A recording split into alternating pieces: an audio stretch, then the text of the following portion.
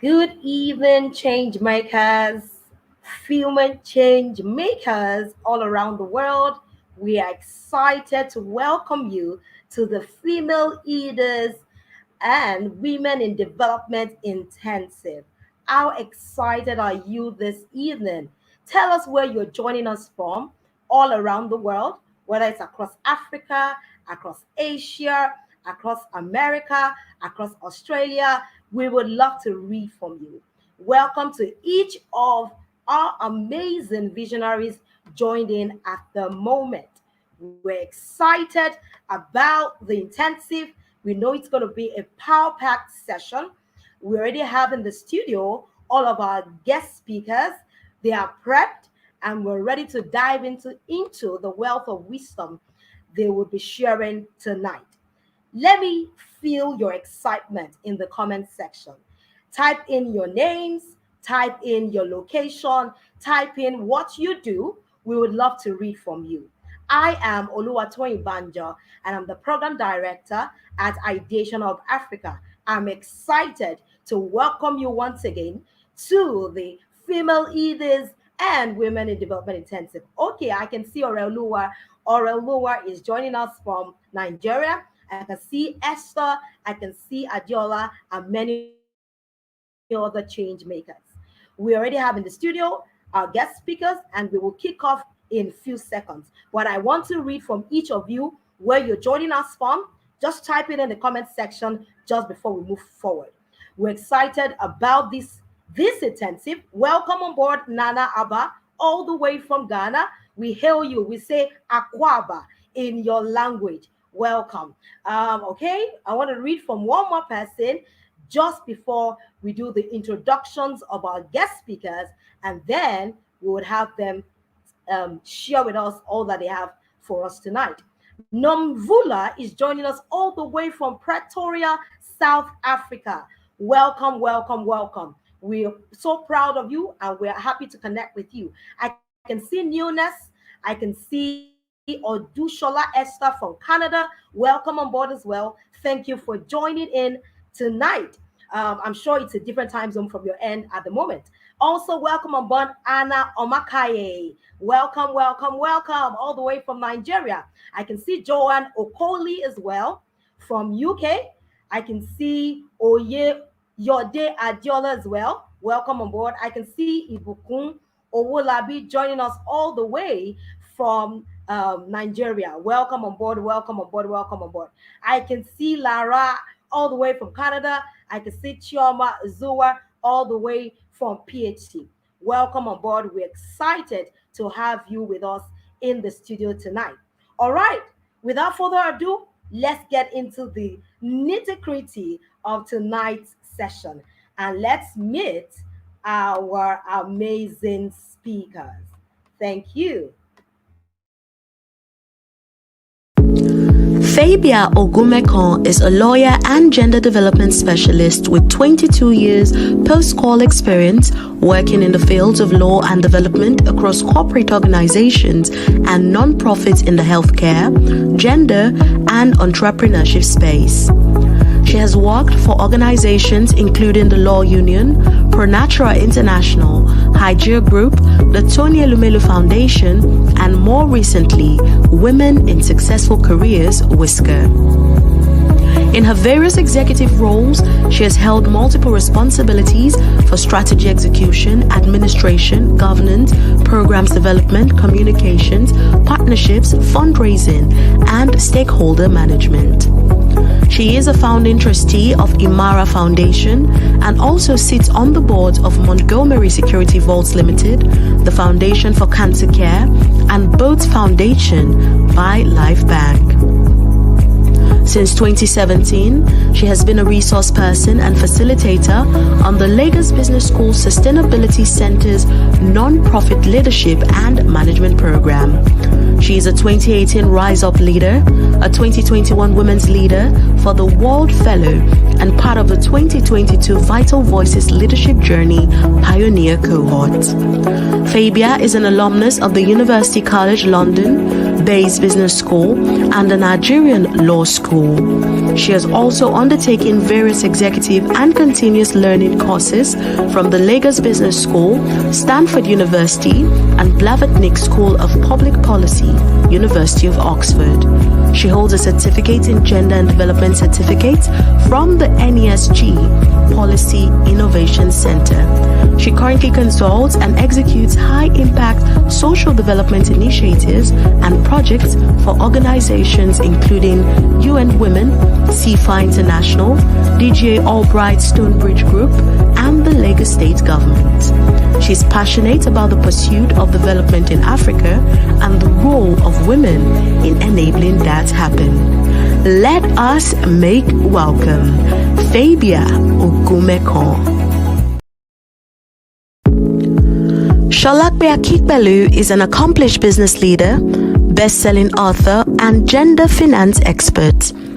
She serves as the CEO and co-founder of Harvest, a fintech company that provides inclusive finance to African women through savings, impact investing, and credit financing for smallholder women farmers and women-led SMEs.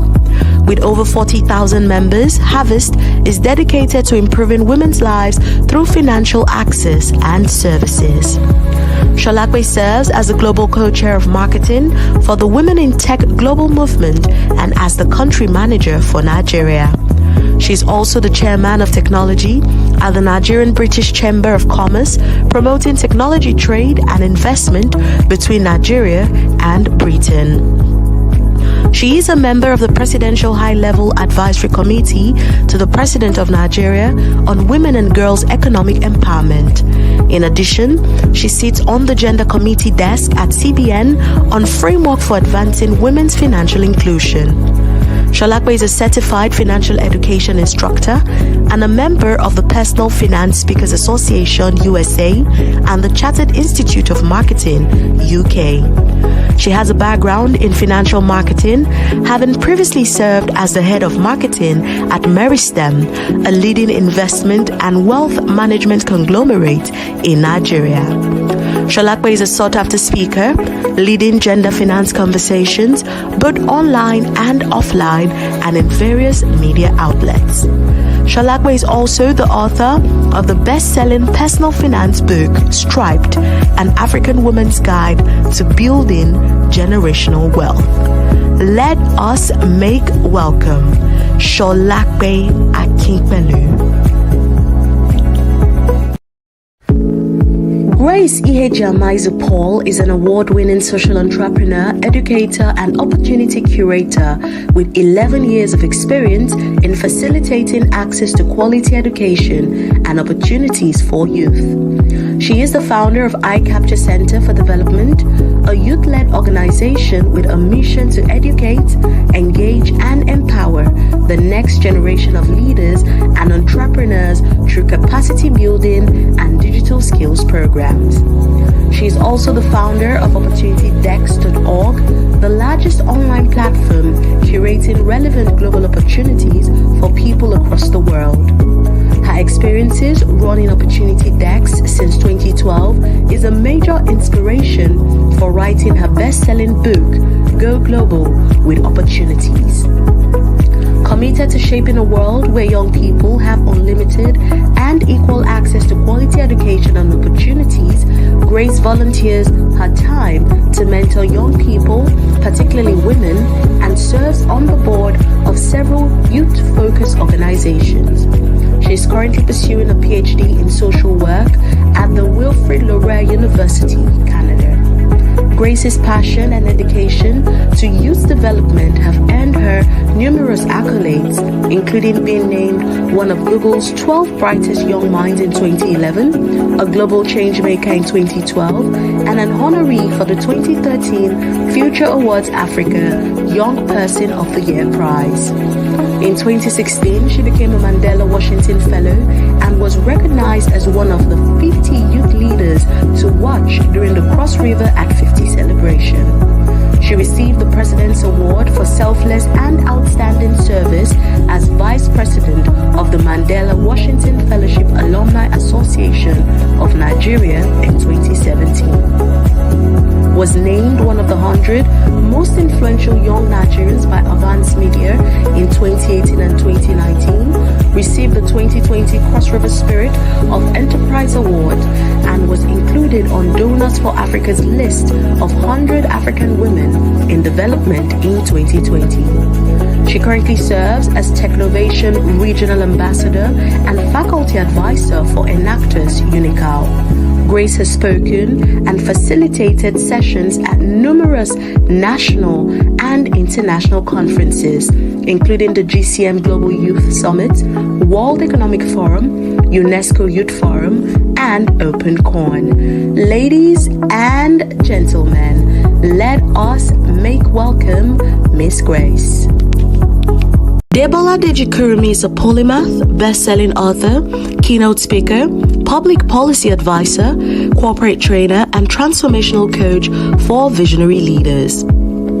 Through her work of coaching, consulting, and capacity building, Debola deploys her extraordinary gift of unlocking potential in people, institutions, and nations. She is the founder of Immerse Coaching Company, a professional coaching practice, executive director at Ideation Hub Africa, a public policy and impact advisory firm, president at Kingdom Leaders Global Alliance, and founder of the Future Forward Female Movement. Across these organizations, she leads a vibrant 100,000 plus community of change makers.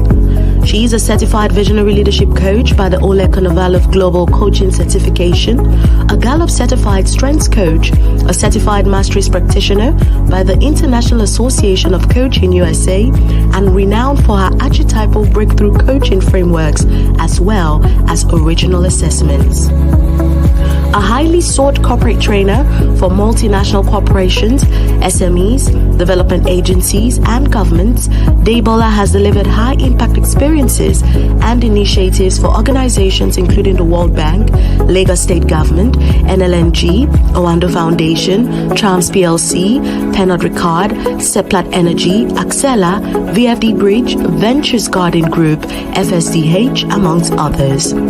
She sits on the board of a number of organizations, including Mandela Washington Fellowship Alumni Association of Nigeria, Sickle Cell Advocacy and Management Initiative, Mindset Transformation and Aid Organization, Madiba Foundation for Good Governance, and Olori Atuwase III Advisory Council. Debola has been severally recognized for her outstanding leadership impact, with her transformational work featured on TV, international news, and media. She has received several awards, including the 2014 New Leader for Tomorrow of the Crans Montana Forum, Geneva, 2018 Mandela Washington Fellow by U.S. Government, one of the 100 Most Inspiring Nigerian Women 2019, Nigeria's Leading Coach in 2021, 50 Most Inspiring Women in 2022, Nigeria's 50 Most Inspiring Authors 2023, ABCD's Africa's 50 Most Impactful Voices 2023, and one of 100 Women Shaping a Better Africa 2023. DDK, as she is fondly called, is an author of 25 books to date and has spoken across 3 continents to emerging and established leaders, especially of African descent, on solving the continent's toughest challenges. Let us make welcome Debola Deji-Kurumi. Woo! Excited! We're so super pumped, and yes, that's our ED, the DDK ourselves. I'm just super proud and excited about tonight. Of course, I'm passing on the baton to her, but I'm still coming back much later on. Thank you, Mara. Lovely to have you, Oluwatomi. And this, like you said, is such an exciting evening for us. Every time that we get an opportunity to just, enter conversations around how we can move the continent forward 100% is what we want to do. And it's extra special tonight at the intensive because we get an opportunity to really just convene as women around what it will take women to lead development on the continent, and how to, from where we are, move on to birth transformations, whether through our work in the academia, in careers, in businesses, or in nonprofits. And that's why we're here tonight. So, quite excited to be here. And I am even more excited about the caliber of leaders, the caliber of powerhouses that are joining us for this very, very impactful intensive. The Women in Development Intensive is for any woman, especially of African descent, who works whether in social impact businesses, runs a nonprofit organization, is creating a community development project, is part of a foundation, a grant making institution, or even just an aspiring change maker who is asking, hey, what can I do to innovate in a way that truly solves a pressing problem in my community? And you already know that whether you're looking at the sustainable development goals, you're looking at the 17 goals, or you're looking at the social impact areas that exist on the continent, you must find yourself somewhere. It could be for you education, energy and environment, orphans and vulnerable children, gender advocacy, girl child empowerment, financial inclusion, and it could be literacy or digital dexterity, wherever, sustainable fashion, wherever you find your work giving you an opportunity to make a difference. If you're a woman, we want to get into your hands the thinking, the tools, and the thrust that you need to go bolder with your vision in the course of this decade. Thanks so much to everyone who is already tuned in and streaming, and to all those who will still interact with the intensive after we are done from this life. Now, I want you to take a moment.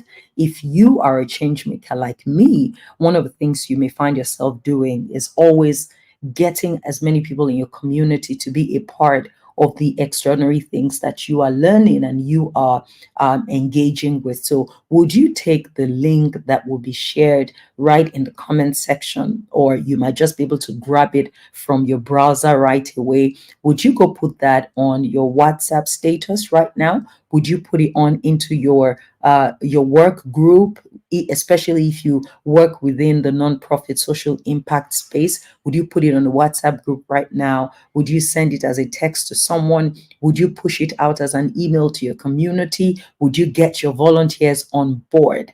So we're going to give you a few minutes to do that, and we'll be excited to move on into tonight's intensive. I'm so delighted to have my amazing sisters in the room with me, Lady Fabia, Lady Grace, and Lady Sholape. And I am eager for us to jump into the conversations. Look at the lineup and think about the things you heard about these women's work. Their profiles are so remarkable. I just kept listening and I'm like, my God, this is a bundle of inspiration. So use that to imagine the kind of conversations that will go on tonight. We're excited to serve you, and we're really eager to see where we can go with the conversations today. They'll be so valuable for you, and they will prepare you for the next big breakthrough that you can create as a change maker, as a solution provider, as a thought leader, as a community developer, and as a woman of African descent willing to lead the continent's transformation. Okay, so let me know if you've done something about the link. Put it in the chats for me. Hey, DDK, I've placed this on Instagram. You can even repost our poster about the intensive on Instagram. You can get on Ideation Hub Africa right now on Instagram and just do a repost to say, hey, we are now live. And if you've done something about it, we've got just about a minute more for this. So come back to the chat and tell me, it's on my WhatsApp status. I've pushed it out on my WhatsApp group. I've passed it on to all my volunteers. I've reposted on Instagram. I've done something with it. Look at that. Toby Ransom, thank you. She's placed it on Instagram and WhatsApp. Thank you, Creative Miracle. Thank you, Hefzibah Woman. Thank you, Nimi David. These are ambassadors moving the lead with the work that we have to get done. Okay, so we still got a few more seconds before the close of the minute. Put it back on the chats for me if you've gone ahead to do something with passing on this information about this remarkable conversation tonight with your community. If you even belong to a fellowship, you belong to a group, and you know they are passionate as well, a women's group, it could even be, make sure you're putting the link out there for us. Okay. Thank you so kindly, Ruth Ebere. Yeah, thank you. Lovely Flo. I'm so grateful for every one of you who is going ahead and passing on this precious information. And right on the dot of time, we are happy to go live with the intensive today. I want you to really begin to think about where you are with your work, and start to envision as well as envisage the kind of insights that could come to you today that could help you attain greater success. Think about the kind of change you want to make in your community. Think about how you want to innovate to solve a social problem. Think about how you want to grow your mastery and expand your expertise so that you can succeed in creating even a bigger change. Think about your nonprofit or the project or initiative you are running. Think about your role within your grant making institution if you belong to one. Think about your corporate social investment. Think about that project that you're working on for secondary school boys, and you begin to set up an expectation about where you need the greatest guidance or where you need to scale to be able to do more, because you're also going to use your expectations to pull the speakers in a certain direction. And if we get a chance, we might be able to take some questions tonight. I'm going to invite our delectable and phenomenal program director back up, and she will set the ball rolling in inviting each of our speakers onto the virtual panel, and then we will get right on into the intensive this evening. So, DTB, you are welcome. Thank you, ma'am. Thank you very much, ma'am. All right. So, without further ado, I'll be handing on our speakers. Please let me feel the excitement in the comment section. Else, I could just tell my ED to say, let's shut it down and let's all go home. So, let's feel the excitement in the comment section that you're ready to draw from the speakers. Right. So, keep it rolling as we have them come on board. Welcome, Lady Fabia. Welcome. Please welcome her. We know how to do it. Welcome her graciously. Please do that, do that, do that. And then we have Lady Grace. And of course, we have our Lady Sholakwe as well. Thank you so much. Keep the excitement coming in. And of course, I pass on the baton to my ED as we are ready to soak in from tonight's session. Lovely. And the thing you women have in common is you're all looking super chilled. It's that kind of Saturday evening bliss. You're like, let's just get into a conversation. Thank you so much for being here. Sholakwe, I can't believe that I have not seen you in person, and I'm seeing you virtually before seeing you in person, but I owe you a visit and I'm going to make it happen. I'm excited to have you here, and I thank each of you, Lady Fabia, Lady Grace, Lady Sholakwe, for the honors that you've done us by coming on board this conversation this evening. A little bit about Ideation Hub Africa. In 2013, I started to feel a restlessness about my desire to create change, and to be actively engaged in Nigeria's social impact sector. And at the time, it didn't even feel like there was actually a sector. And I had so many questions. I was researching a lot. I was following a few leaders, Ndidi Oneli, and Mrs. Onok, what's her first name? Ini Onuk at the time, now Ini Abimbola. Yes, she was Ini Onuk at the time. And these were two leaders that I was watching out for and saying, how are they doing what they're doing? At the time, I was at Philips Consulting, having the career of my life. But I found such a growing restlessness till the point where I applied to Pan Atlantic University's social sector management program, and I got a funding from Coca-Cola Foundation. And when I was going into that program, Shalakwe, my vision was to actually start off a girls empowerment organization. I thought I wanted to run an NGO for girls and women.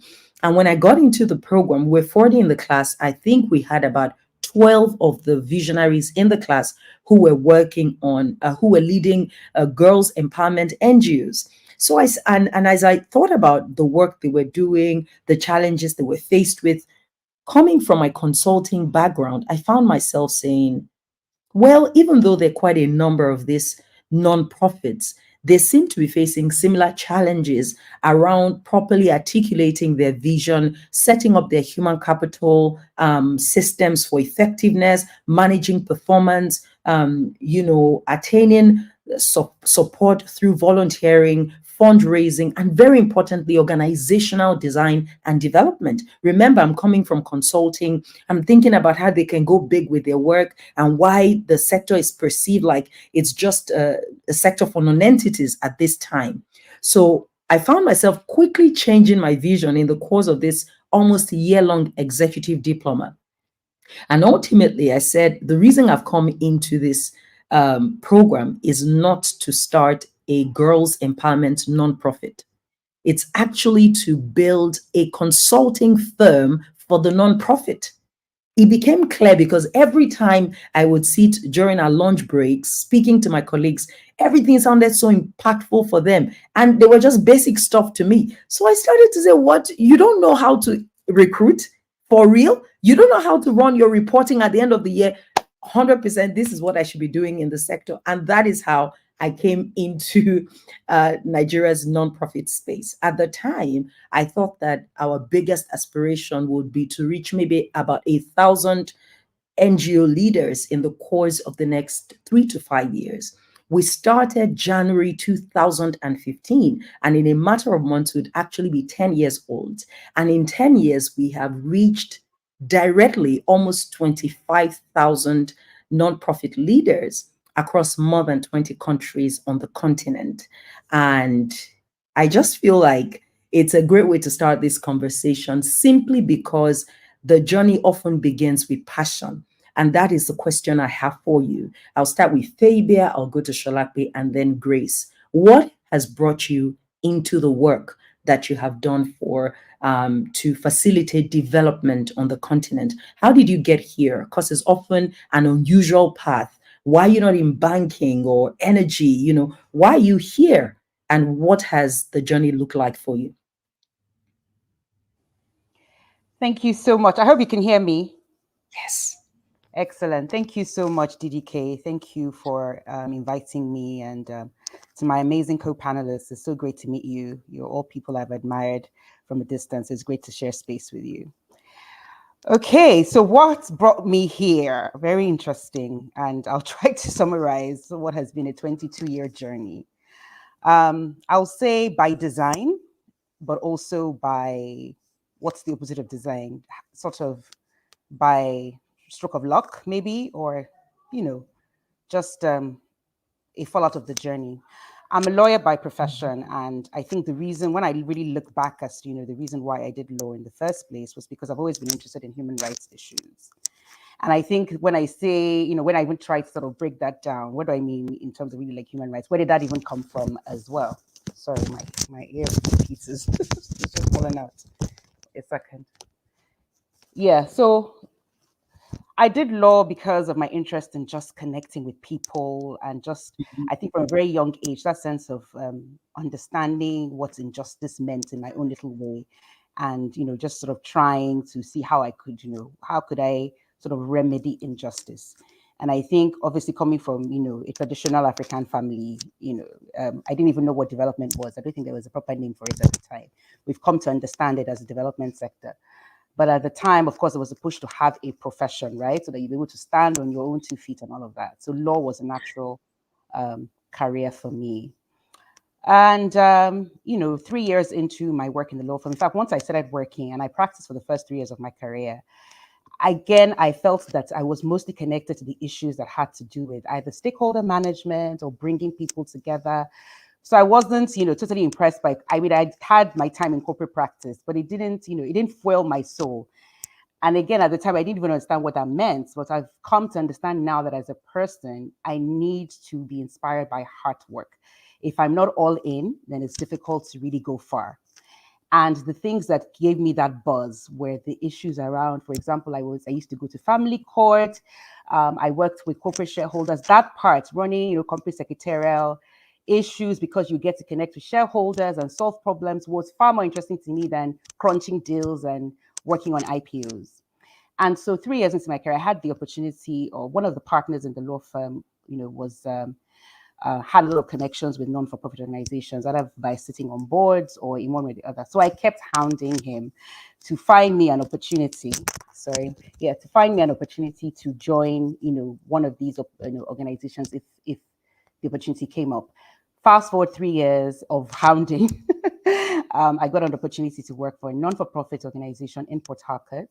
And it was an organization that was basically pushing sustainable development in the Niger Delta communities. And I joined really using my legal experience as a corporate secretary, a corporate administrative secretary. But I got, to work with the program team, and I got my first-hand experience in, really seeing how communities work and how, the whole approach of bottom up and carrying communities along in their own development while giving them ownership. And from that point on, I just decided that this is where, in one way or the other, I would pitch my tent. Now, my career has gone, I've had experience working in the private sector, and also, obviously working with government. But I've always somehow found myself, in positions where I would either work on CSR projects or lead as program manager for some community initiative. And I think after doing that for about 13 years, 13, 14 years, I eventually decided to take the leap. And I went and got a master's degree in non-for-profit and management and public administration, just, as women, and I'm sure we'll talk about that, to validate myself, right, that I can do this. And I knew that I had spent 13 years and I wanted to enter in a leadership role. So I thought, let me do this. And from then, I've gone on to work with organizations like the Tony Milu Foundation, Women in Successful Careers, where I spent 5 years as an executive director, founding my own organization, Imara Foundation, sitting on the boards of non-for-profits. And I'm all in this sector. I'm all in to build capacity for the next generation. I'm all in to work with nonprofits to grow their capacity and scale. And really, again, of course, as women, to ensure that women are sitting at those tables of leadership when it comes to a sector that we put so much effort into. We're natural nurturers, carers, we're natural impact drivers. We find a comfort in this sector. And I want us to not just be, doing the grunt work, but to lead and be at the leadership when it comes to decision making. So I hope that helps to set the Oh board. my God. Oh my God. What is going on? You've said some really, really remarkable things. If I even try to start to debrief your words, I will make a masterclass. But three things I found really powerful when you started to say, from the beginning, if I'm not all in, I won't go far. And that was powerful. And then when you started to say, look, I hounded the man that could get me where I wanted to go next. So you were clear about what fueled your soul, and you were willing to mobilize resources in the direction of that vision. And then when you started to say women are natural nurturers and impact makers, but it matters to position ourselves in leadership so that we could drive decision making more intentionally. Really, really powerful. Sholakwe, what brought you here? You're doing breathtaking work with Harvest. How did you get here? Thank you, DGK. Hello, Grace, Fibia. Pleasure being here. And thank you to everyone joining us from different parts of the world. DGK, you pretty much answered the question. What led me here? Passion led me here, as it did, so many of us speakers, listeners as well. I always say that it's easier to stay in a for-profit than staying in a not-for-profit for two reasons. When you are not-for-profit or development, as we call it, um, it's hard to be pretentious there, right? Mm. That's one place where it's either you get tired if you do not have genuine intentions to see real change. So you get tired pretty much. I'm telling you, first 3 months you're tired, you don't want to do this. Or the system itself expels you, like you literally regurgitates, and people can see that, okay, what's going on here? Do you really, really want to solve, or do you really, really want the glamorization, if it comes with any?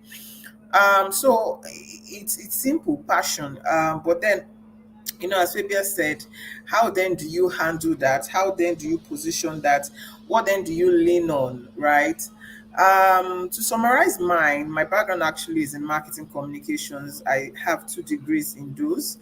And I started as an agency girl, right? As an advertising agency. And, if you work in an advertising agency, by the time you're working on like 3 different portfolios, and that's today you are selling juice, the next day is one man's political ambition, the next brief you're getting is from a bank, another one, and so that exposed me to quite a lot. And I worked with the one particular agency called Bluebird, and Bluebird was considered a boring agency then, because we're pretty much handling financial brands, which a lot of copywriters or strategists just consider very restrictive. I then moved on to work with SO and Sachi and Sachi, that had other brands, but I already fell in love with financial brands. I think I'd always been that person that thrived in chaos. So when people are running away from, I'm like, what's going on here? There's something to be solved here, can't you see? And that was where I quickly started realizing that financial brands, there's just always that wedge within it. And of course, when you get briefs, you go into it, you do a lot of research is around demography, psychographics. And I realized quickly how every time I could almost predict that when you look at the numbers, a lot of women were not consuming financial services, particularly even at the basic banking level. Banking, put money in. So when you now take that to other stages like insurance, pension, capital markets, it grew worse, right? And so from that, I went into what we call client side as marketing head at Meristem. And I enjoyed my stay, but I just realized that I wanted to do more, particularly for African women. The numbers were there. So if you connect the lines, the researches, that are done, the reality of so many women who, were not financially independent, the custom, the systemic challenges, and a lot of that. I realized that something had to be done, and that would not, the business as usual would not do that. We needed a gender lens to see how we can improve, the lives of nurturers, enablers, homemakers, nation builders across the continent. And talking about data, I think that's pretty important in development and what we do. I'd spoken about the data that led to the idea of harvest. And then, looking at the data, there's a number that we've romanticized so much on the continent to say, okay, the economic gender gap is 42 billion US dollars. But then we prodded further and realized that about 15.6 billion of that, which is roughly about 36% of that, was trapped in women in agriculture, right? And that was what led to launch approach to bring the conversation, the support to women in agriculture first before any other thing. So I pretty much say we started where it's toughest. Data led us there, passion led us there, and the rest, as they say, is history. Quite challenging, but again, you know, yeah, that's the story of harvest. Shalakwe, how are you this brilliant? It just fascinates me. Whether listening to you or reading your book, I'm just like, she is so bright. I'll take As this that. very same way I felt with Baby, I'm just like, hey God, what is going on? This was meant to be a chat, but you're setting me on fire already. 3 things I've heard as well that I just find so impactful. That opening thought around how the social impact or impact driven space does not allow for pretension. It's so real. If you're here because you're searching for funding, and there are many reasons people are here other than a passion to really make a difference, right? But if you're here for anything other than getting the job done, it's either the system sort of exhumes and excavates and discards you, or you burn out so early that you know you're in the wrong place because there's no fuel to keep going. I love how you also then highlighted that a natural passion began the journey, but to ultimately birth a system of change, you have then had to use data, and you've drilled down even beyond the basic appearance of data to really test where it hurts or pinches the most. And you found yourself now stuck in the center of likely one of the most difficult arenas when it comes to financial inclusion, gender financing, and supporting those with minimal access to funding resources. So well done. Impactful thoughts you've opened up with, and I hope that we can take this further. So we over to you now, Grace. What brought you here? How did you get here? What's the path that has led you to this phenomenal work that you do, and what has the journey looks like for you? Thank you very much. Hi, Solape and Fabia. So for me, I would say that circumstances kind of led me to this work, and grace sustained me, passion and grace, I guess. So when I think about my story, I think about, when I was just a 12-year-old who lost her father in a ghastly motor accident, where I was there, my siblings were there, my mom was there, and we all survived except him. And that really put me in moments of deep reflection about what my life going forward was going to look like.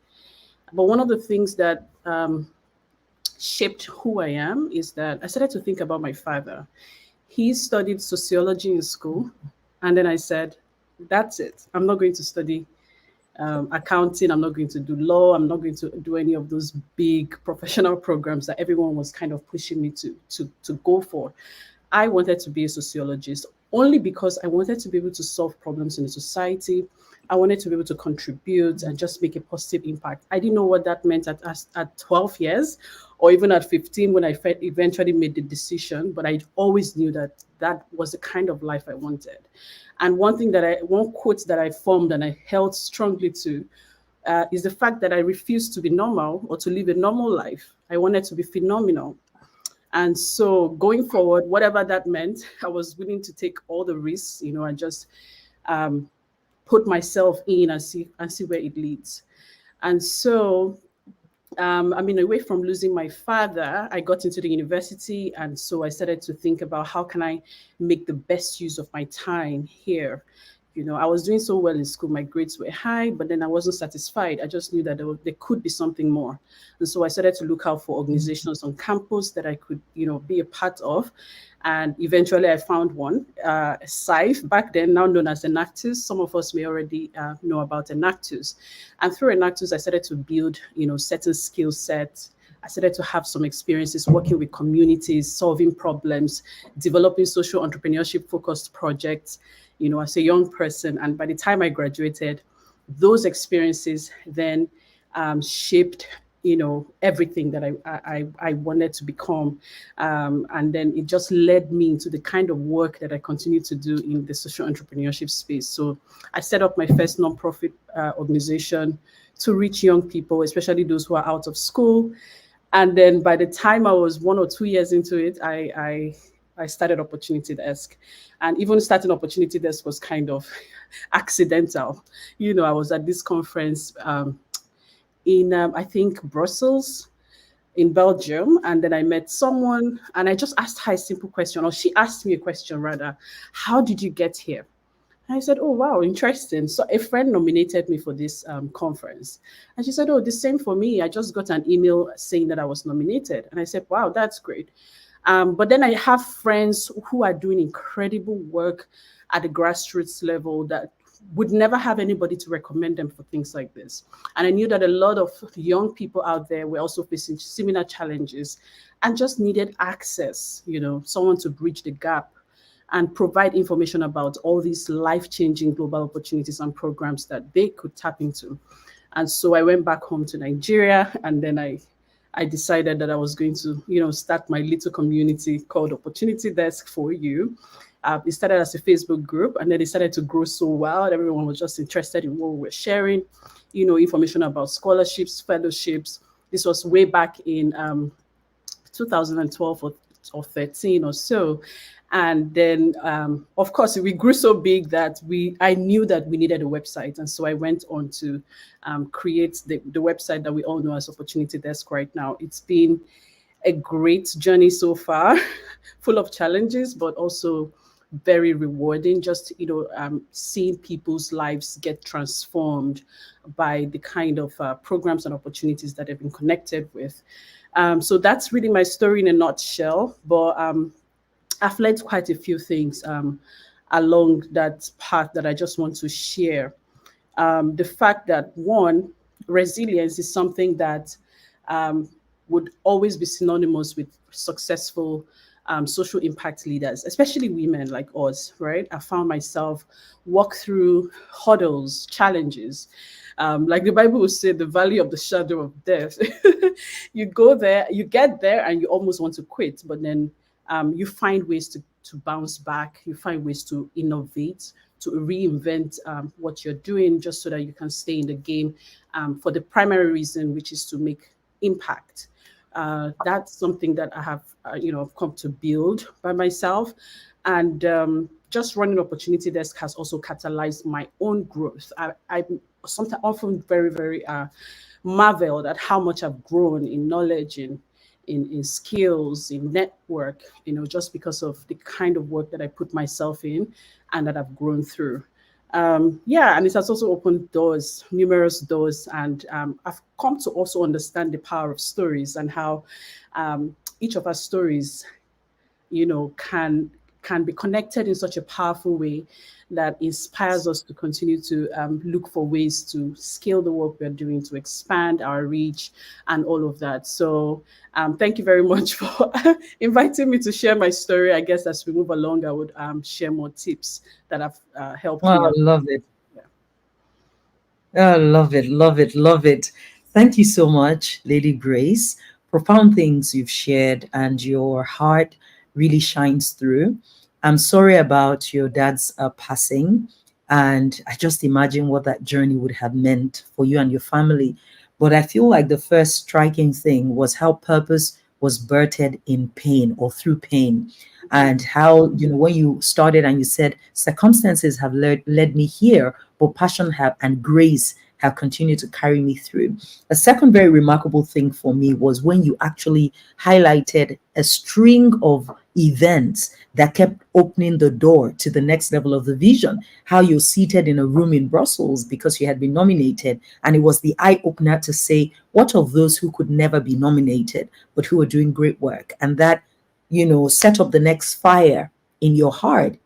And when you grew so big, it became clear you needed a website, set up the next fire, and a string of events. I think the third and most remarkable thing that I've heard today, because that's also been my story, was when you said the vision has actually grown you.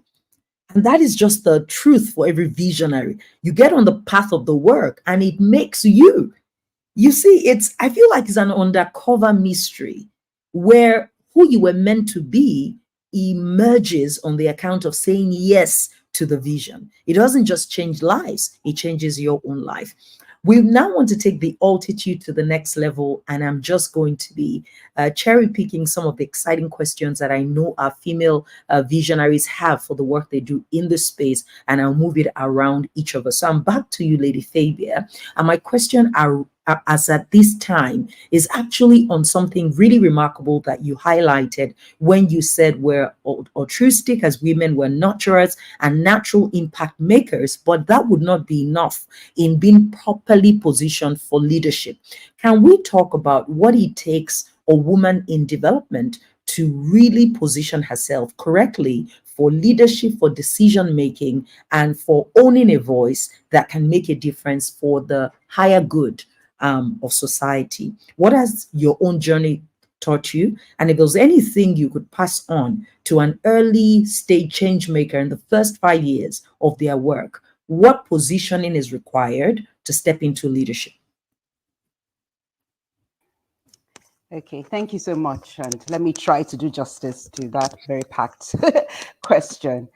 Okay, so one of the things I would say, and I imagine, like you said, if I'm speaking to those who are sort of just starting off and have decided that they want to pitch their tents in this space, and even for those I think that continue to sort of question their why, because it is a tough sector. So I think it starts from that. It starts first of all from being deliberate. First of all, understanding your why, right? Why do I want to do this? And then taking ownership to understand that this sector is not for, and I think you alluded to that, DDK, is not.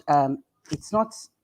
Sort of a what shall I say? I can't get a job in a private sector organization. I can't get a job anywhere else, and so I'm just going to do nonprofit work, right? I think, well, there are people who started that way and honestly sort of find themselves in that journey. So I wouldn't discard that. But I think it's important to understand, and I think that's one of the things that I've also tried to do wherever I find myself working with young people, is to sort of inspire a sense of pride in the work that we do in this sector, and to understand that you really can build a career and have longevity in a career in the nonprofit social impact space. If you truly desire it, and with certain tools in place. So number one, I would say your why. And oftentimes we're not necessarily starting off, by starting our own foundations. For example, we sort of come into the experience through working for people. And I think at that, if that is the journey, you come into the space, not necessarily, by founding, because, but, coming in as a founder, all kind of already assumes that you actually have a true sense of purpose and what it is you want to achieve. So if I speak to those who are coming into the sector and they're starting off in other people's organizations, I think it's so important to find alignment between your personal purpose and that organization. And it might not be immediately obvious, right? But I think it's worth taking the time to really find that, because I think that gives a bit of staying power, resilience, and longevity. So for example, you may be interested in working with young people and all of that, but you're working in an organization that maybe prioritizes women, and I'm speaking, in a really sort of a practical perspective, because I've worked with a young leader who was all about children's rights. And I had to make that connection. And I knew she had so much to give, but I could also see a sense of restlessness. And she was a fantastic resource. And I knew that I would lose this girl to a bit of restlessness and just wanting to do the next thing if I didn't help her how that passion for children's rights connected with for a women's organization, make that connection. And we did that in some ways in terms of saying, look, you're pushing the agenda for women's economic empowerment. It ultimately affects the next generation. It affects their children, So we sort of, framed it around in a way that she could find that alignment. And from then on, it was sort of a position. She was just basically geared up to fly. Now, I say that, so I just want to emphasize that point. So just ensuring your why, and then finding that personal alignment with any organization that you find yourself, and even in the for-profit sector, I think that's important, because that really gives you, like I say, staying power. And then the next thing is building your capacity, right? And in that, I mean just continuous learning, continuous training programs. We don't all come with all the knowledge, right? So from, first of all, being open-minded in terms of even learning on the job, right? There's so many practical experiences you get from, just opening your eyes and looking within the organization, learning from leadership. I know the next, the young generation, the Gen Zs they come correct, they come with so much digital skills, and a can-do and ambitious spirit. But that often is all I find that they're often restless as well. And just being open, I found that the most successful people are those that come with an open mind to understand that they don't know everything. So much value in learning and in mentorship, so to speak, right? So continuously building your capacity, both with practical experiences, which I think is one of the most important ways that one can learn and grow and thrive in this sector. And then the other is obviously building, for your gaps, right, across, various levels of programming. And if it's possible to actually then, as you grow, specify and have a niche where you become a subject matter expert while building across board, cross-cutting skills, I think that stands you in good stead. Of course, you know that I'm all about mentoring. And so I would say mentoring and role modeling are things that we should latch onto with our hands, our eyes, our feet, and every part, all our senses. And what does role modeling and mentoring do to a young person in building their career?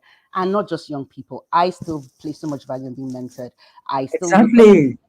who are, above me. There's still so many. I believe I have many, many more years to go, right? And there's so many women who have climbed that ladder, and are sort of holding it down, or I am ensuring that they hold it down for me. So there's so much value. Seeing is that the phrase?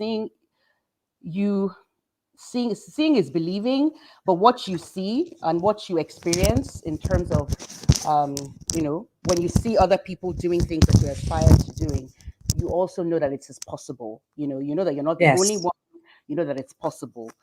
So I place so much value on mentoring and role modeling, and of course, you can get that in different ways. You can get that by just identifying a person and trying to develop a relationship with that person.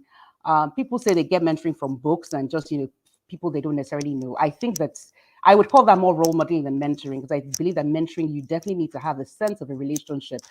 It can't just be virtual and in your mind, And then of course, there are so many ways, to access mentoring, either through structured mentoring programs or through informal mentorships, and through, obviously through service.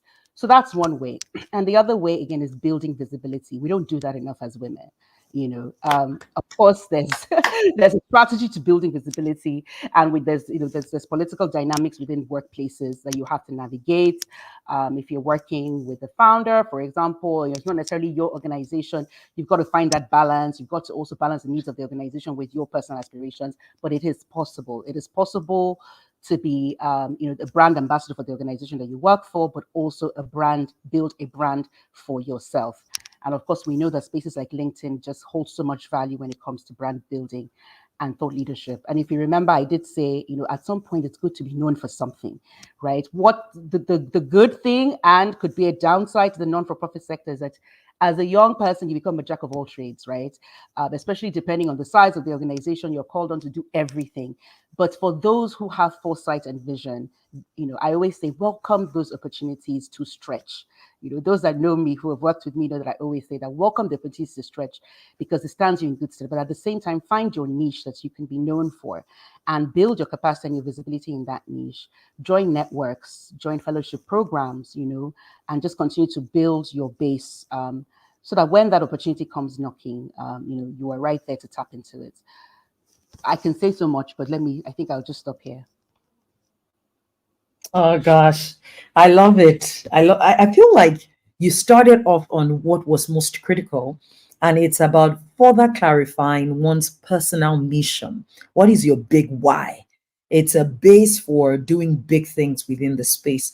And I love, of course, the insights around building capacity, accessing mentoring, and role modeling. But when you started to highlight building visibility, I felt like that was so precious, because it's one of the spaces that we also want to explore today. Women could do better in effectively growing their political IQ and being able to read the room, understand the needs of stakeholders, while still carefully documenting and showcasing the value they're creating within an organization, whether you're the one leading or you're working within it. Really powerful insight.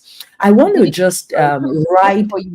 Sorry, I was just say, just before you move on from me, I saw a question in the comment that popped through, and someone was saying, how do you, I can't remember the exact question, but how do you build experience or something if you don't, or how do you get yourself into organizations if you don't have experience? I think volunteering, and I'm sure someone will, one of our other speakers will pick up on that. Volunteering is a great way of, beginning to build that knowledge and that niche and finding out what you like. Volunteering is great. Thank you. I love it. Absolutely. I love it. Okay. That's a powerful addition. Someone already asks here, how can we access mentoring in the development sector? Sometimes marginalization occurs when there's an age limit for mentoring opportunities. Do you want to speak to this, Fabia? Yeah, sorry, I was just looking at the question. Okay. Yeah. Okay. Well, I guess, yes, indeed. Maybe sometimes that happens in terms of marginalization.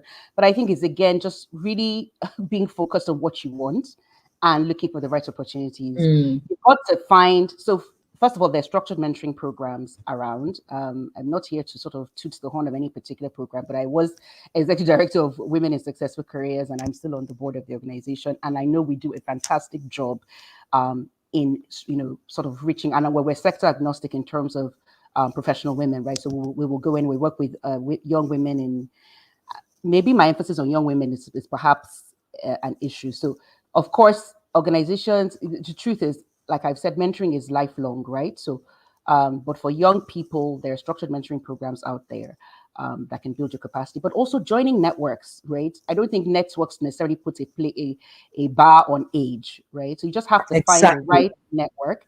And within that network, and there's so many networks. There's, young people doing amazing things. There are, networks like the social millennial networks. There's the SDG platforms. There's so many youth platforms. There's the Mandela Washington Fellowship programs, and just so many. I'm sure Grace can speak more to that. So it's really find your way into a network. And Yeah. within that network, there will definitely be opportunities in mentoring, because mentoring is really not supposed to be something complicated. It's really about asking, being open to give, and being open to receive. Lovely. Thank you so kindly. And thank you to each of the speakers for just being present and being part of the conversation. Grace, my question to you is sort of expanding the big why conversation a bit more, and then to tie it into being able to grow clarity for where you really feel called as a woman in development. This is a space that could find you straddling multiple impact areas because of your passion, right? You could find yourself feeling like, I feel so connected to education, and I'm also so keen about boy child empowerment, and I still find myself drawn to financial inclusion. And before you know it, there are many organizations or individuals who are facing like a mission stretch. They are unable, and sometimes they even struggle with how they describe or define the work they're called to do. So, they're the same ones seeking funding for journalism and creative art and, science research and tuberculosis, malaria and AIDS and agriculture, and they're able to say, yeah, it's also part of the work we do. What have you found, especially because you're constantly curating opportunities across sectors? And one of the things you would see a number of these grant making institutions sort of seeking out for or looking out for is the articulation of the exact arena of play where your work in development features. What do you find to be a valuable approach to tell where you really are supposed to be playing? Because your passion could be calling you to many things, but how do you know where you ultimately should build the strongest expertise, the strongest interventions for impact? And I hope I haven't said too much, but I trust you to knock it off. Okay, I will try. And if I'm not able to effectively answer that, I'm sure we have speakers here that can do justice to it. Let me start with the question of why. I think that it's such an important place to begin your journey from, because it kind of defines, the roadmap. It just helps you to, get started on the journey and to know where to take that to, right? Even though the end of it may not seem very clear at the beginning, but because you know why you want to start doing something, then you're better able to proceed. So some of the questions that I ask around understanding your why is really, first of all, where are you coming from? Who are you? Where are you coming from? And understanding that we're all coming from different places, different statuses, structures, backgrounds, experiences. And so understanding your own unique place is very important. And then hold on to that story. And then think about what challenges have you faced, and what choices did you make? How did you overcome those challenges? And what are your strengths? What are your weaknesses? And all those questions. Because when you're fully aware of these things, then you can begin to ask further questions of, what do I now want to do? Maybe borrowing from this or from this standpoint to help the world around me, the community. I always ask that question, especially when I want to start new ventures. I think I'm a practical example of someone like in different sectors. I mean, the academia, I've been in the university system teaching at that level, and then I'm also like in the nonprofit sector, and now I'm in this, digital space doing this kind of work that I'm doing, and I've always the question of why helps bring some kind of clarity to me before I even venture into such spaces. But first of all, just to say also that there is really nothing that you can't do, right? You're the only one who can stop you. And as long as you have what it takes, you have the calling, and you feel like you have something that is drawing you to that path, there is no reason why you can't venture. I would only say do it one step at a time so that you don't get overwhelmed and things like that.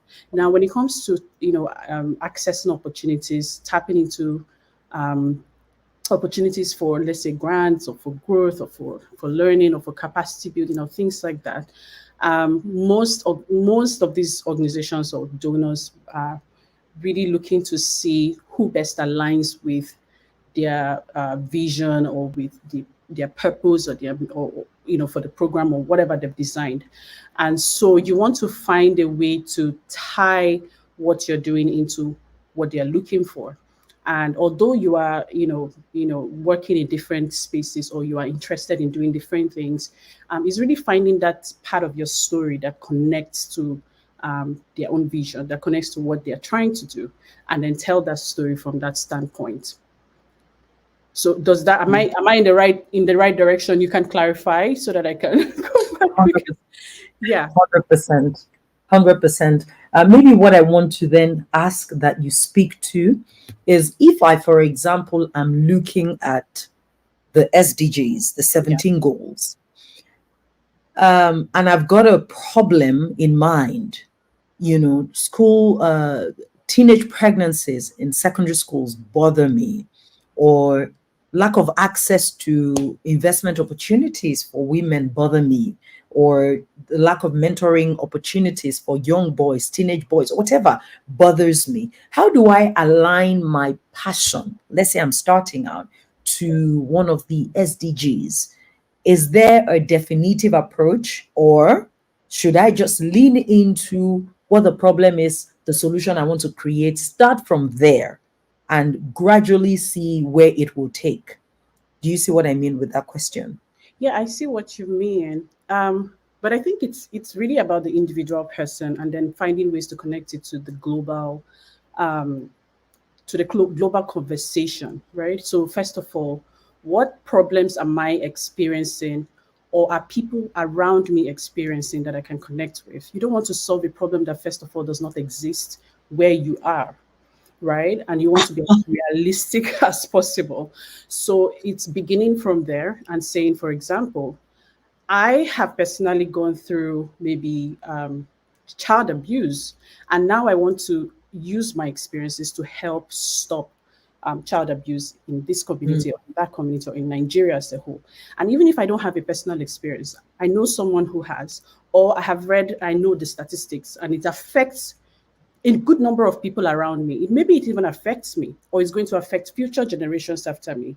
I think starting from there really helps you, because then you're able to now approach it with a level of passion that allows you to really solve the problem honestly and authentically. And so when you have defined what the problem is, you now go back to the SDGs, for example, or to whatever global goals are available to you at that point, to say, how do I tie this to maybe one of the goals or one of the SDGs? And you would definitely find something, even if it's not the exact same thing that you were worried about or that you were thinking about, something that is closely related. And at that point, you start to do what we call, problem identification, defining it, doing your research, and understanding what other people have done in that regard, or how it's affecting other people, maybe in other places, just so that it's relatable, and then start to explore possible solutions, what people have done and what is possible. And another thing I would say is that carrying the people who are concerned along matters, right? It's more like, I don't want to design a solution for them, but I want them to be part of the process. I want to be able to create solutions with them in mind, with them in the picture. What would help you to solve this problem? And then we start to design such solutions, right? At that point, it then starts to make sense that I'm not just doing this for me, but I'm doing it for the people that I'm serving. And of course, you've connected it to a global mission, and so it's relevant. And maybe something else that I'll point out is I think that sometimes we are stuck solving personal problems or problems that are not social problems, social problems in the sense that they do not affect people. It's not relevant. So you solve the problem and that's it. But then it continues to linger, or it continues to grow into several other issues. So you want to do it well and get it right. You want to get it right and do it well, so that at the end of the day, your work is meaningful and the results that you're getting are also tangible. So I think starting with that question of why for yourself, and then what problems affect the people around me that I can try to solve. I think that will help you clarify certain things and be really, really certain about what you want to do. I love it. Thank you so much for the insights you shared. A number of remarkable things. Two really stand out for me. Of course, in addition to what Fabia had highlighted about the power of clarifying the big why, but when you started to speak around really probing the problem, I feel like that is an arena where we all could do better if we're keen about creating development outcomes. There has to be a more rigorous, almost doctoral approach to really researching and understanding the problem without making armchair analysis. Sometimes what we think is the problem is not the problem. And I found that in the course of our work consulting for nonprofits. And I love when you started to highlight how whatever solutions you determine are critical in solving the problems, they must be co-created in a beneficiary-centered way, not creating something for them, but creating something with them. And those are truly powerful thoughts. We always love to say at Ideation Hub Africa that the Sustainable Development Goals serve as a rich guiding light and a framework for being able to understand how to situate your development intervention within the context of a global framework or global conversation. And that is really powerful over there. I'm going on to Lady Sholape. I'm trying to make the most of the time that I have with you, powerhouses.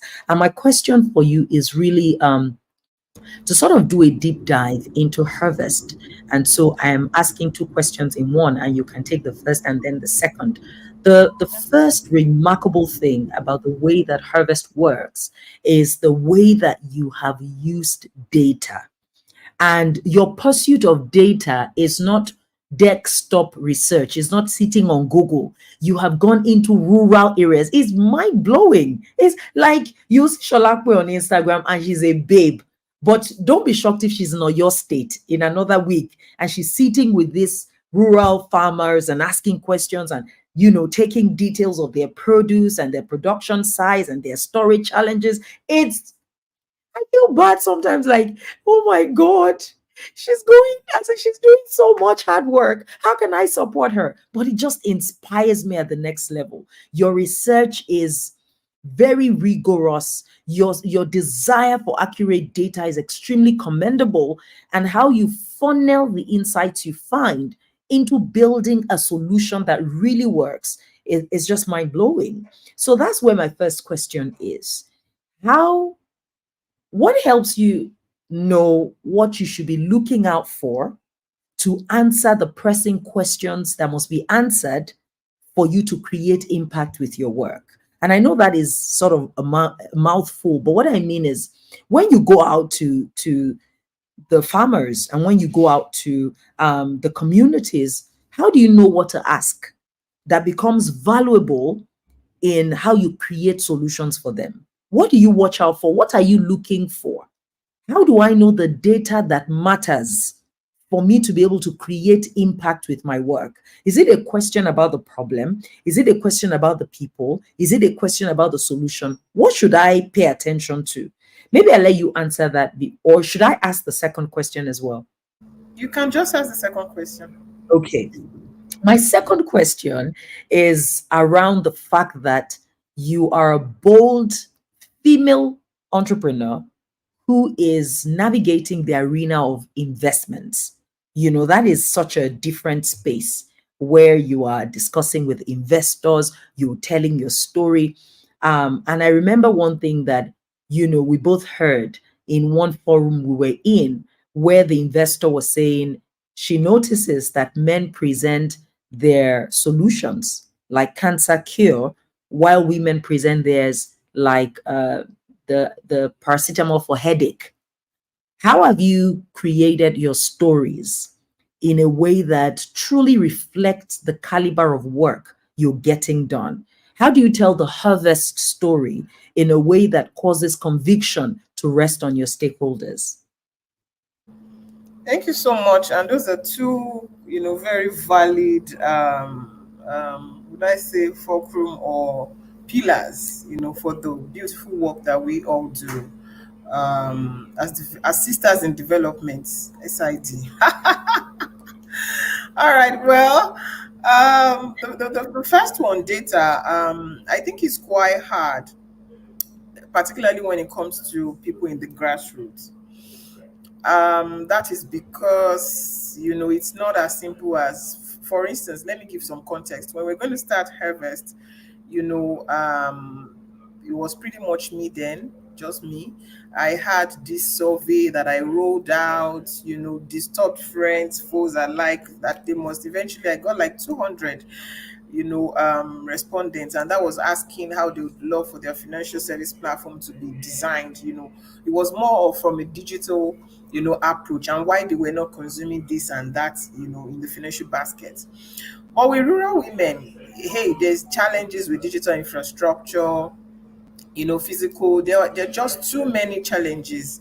And as you rightly said, today I'm in Ilorin, the next day I'm in, somewhere in Niger, the next I'm in Jos, in Kuru, in those communities. I think, and that's where personality comes in. And if you are not a people lover, are you even in development? What do you want to develop? Hmm. Except maybe you're fighting for animal rights, right? So even if you for animal rights, maybe you've got to be a dog lover, or maybe you love wild animals and you want to care, but you just got to care and you've got to love humanity. And I think that's what has worked for us. From me, because again, note that organizations take the shadow of the founder. It's easier now. For instance, our major states, Ilorin and Niger, and I've only been to Ilorin once this year. The rest of the time, the team now, because there's a way that we've been able to breathe the vision, and then they go and everybody say, and the women call me Auntie Solape. They say it in Yoruba that person was just like you, because even in our design, in recruitment team and all of that, we are looking out for all of those things, because we know that ours isn't just another organization.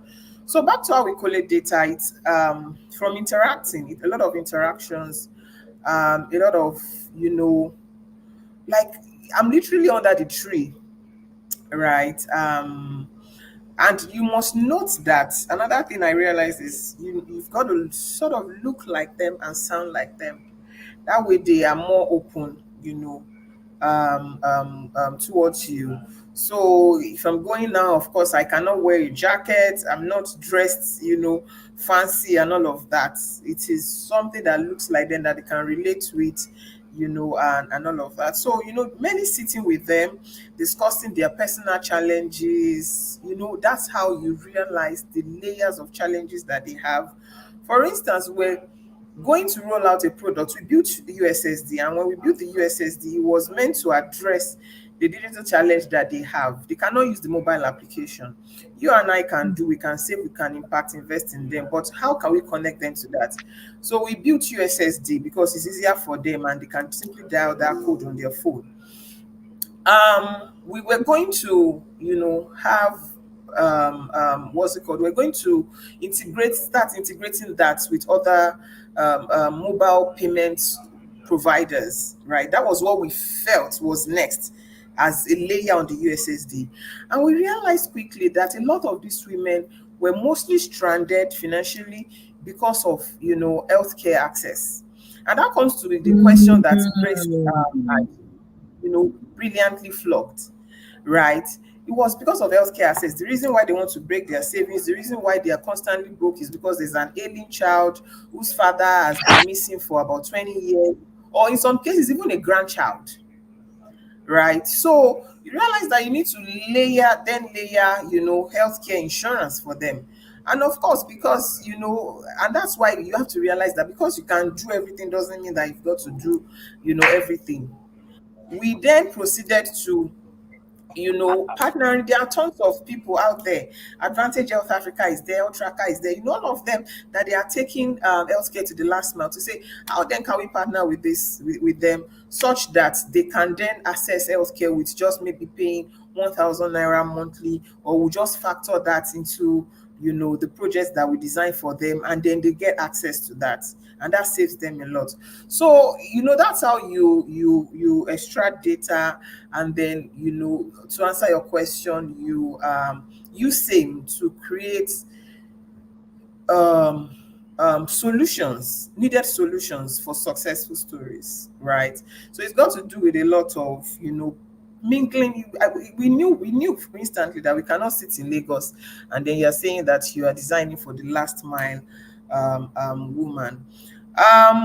Yeah, focus group discussions and all of that, but you realize that one-on-one, particularly from the stakeholders, also help, because there are some personal challenges that they might not be comfortable sharing. I have it today. Now I'm mentoring a lot of their daughters, a lot of their grandchildren. I don't want to go into the Yorubas that we speak, but they will literally say that they will tell you, I want to discuss with you. And then when we are discussing, they say, it's about my daughter. She wants to divorce. I don't want her to divorce. She's complaining about job. And then you got their inner pains. How has that got to do with financial inclusion? But again, it's something that you got to lean into, and then take on from there. Be their friends. Basically, you cannot design successful products for people that you don't understand. The second part of things, I believe this is an ache that all of us can relate with. I've seen questions around that this evening, and I'm not surprised at all. Talking about resource mobilization, talking about funding. Um, the truth that we've just got to, maybe a market truth and not exactly a kingdom truth, is that capital is scarce, right? Capital is scarce. And so, even organizations these days, even for grants, they want to see, what's it called now? A funding model. Gone are those days where I'm a not for profit. I do not have after all, literally, it's a not for profit. So then they say, okay, yes, it's a not for profit, but then it's got to be, for sustainability. You've got to be alive, even if you're not making profits. And to be alive, you've got to be able to cover some of your bills, like people, operations and all of that. So there's got to be a funding model somewhere, right? Either internally, either from donations, either there are other, or externally. But one of the reasons why I published Stripped was I did not plan to author, right? Everest was harmful, still is, but funding, I felt like, oh, this is a phenomenal challenge.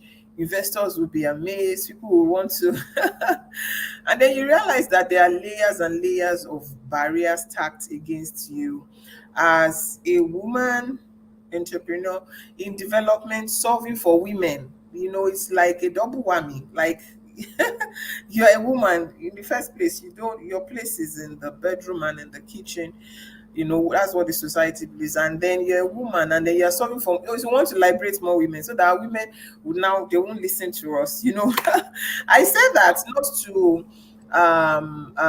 reduce men or people out there, but we've gone through funding, we've heard things that are quite personalized and in some cases quite dignifying. To say, oh, why are you at this meeting? You say 30 p.m. Do you have your husband? Right? Things that are literally out of this world, and that takes you through how, particularly because I recall that conversation you're referring to, DDK. More than 95% of the people who write checks for venture building, right, are male.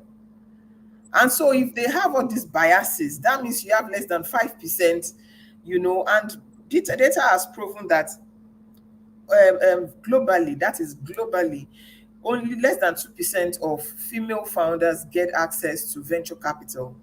Now, if you extrapolate that data and bring it to Nigeria, we are data challenged, but maybe that brings this to less than 1% because it's even poorer here, right? And so you've got to realize that it's if it's challenging for everyone, for founders, for people in development, it's even very, very challenging as a woman in development.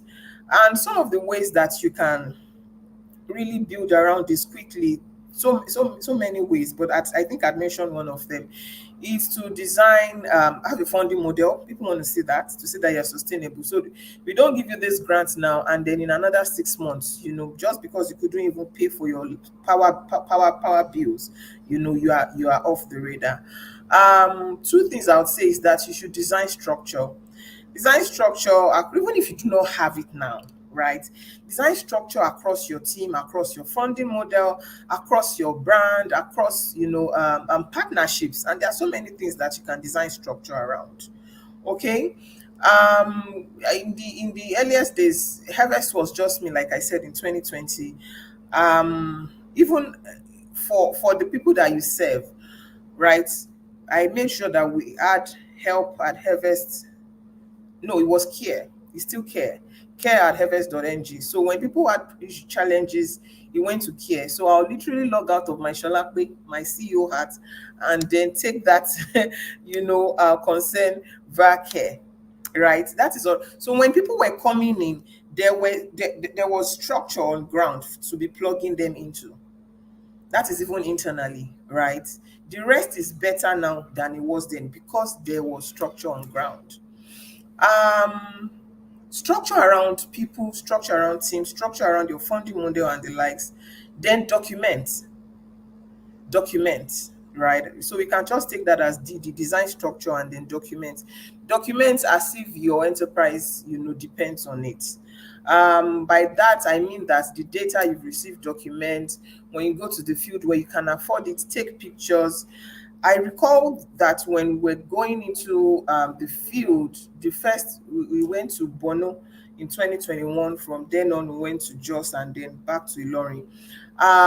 Would go with one of, in short, the person who was documenting for us is the person who documents the presidency right now. Like, we literally went for the best because I knew that documentation meant so much in what we were doing. And we'll be on the field documenting, flying drones and all of that. It was so expensive, but it was quite important. We got a grant at a point and it's amazing. It wasn't a lot, it was our first. And then they came back to say they wanted to do follow on. Why? Because out of the grantees, service ranked in documentation, they even spoke, oh, can we frame some of these pictures? Can we frame some of the images? Because we actually captured things in the raw, and then they saw the impact as well. So in some cases, you see people, they are just documenting, there's no impact on the ground. In some cases, they are like extremes. People are doing the work and then they are not documenting. But they're not documenting.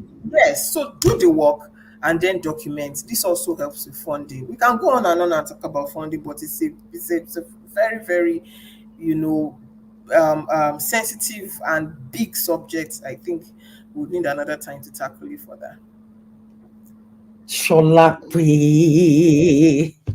Gosh, I could listen to you women. Look, I think we should do a sleepover, the four of us, and we just talk overnight because it's so good. I'm so inspired. My mind is blown about the things I'm learning.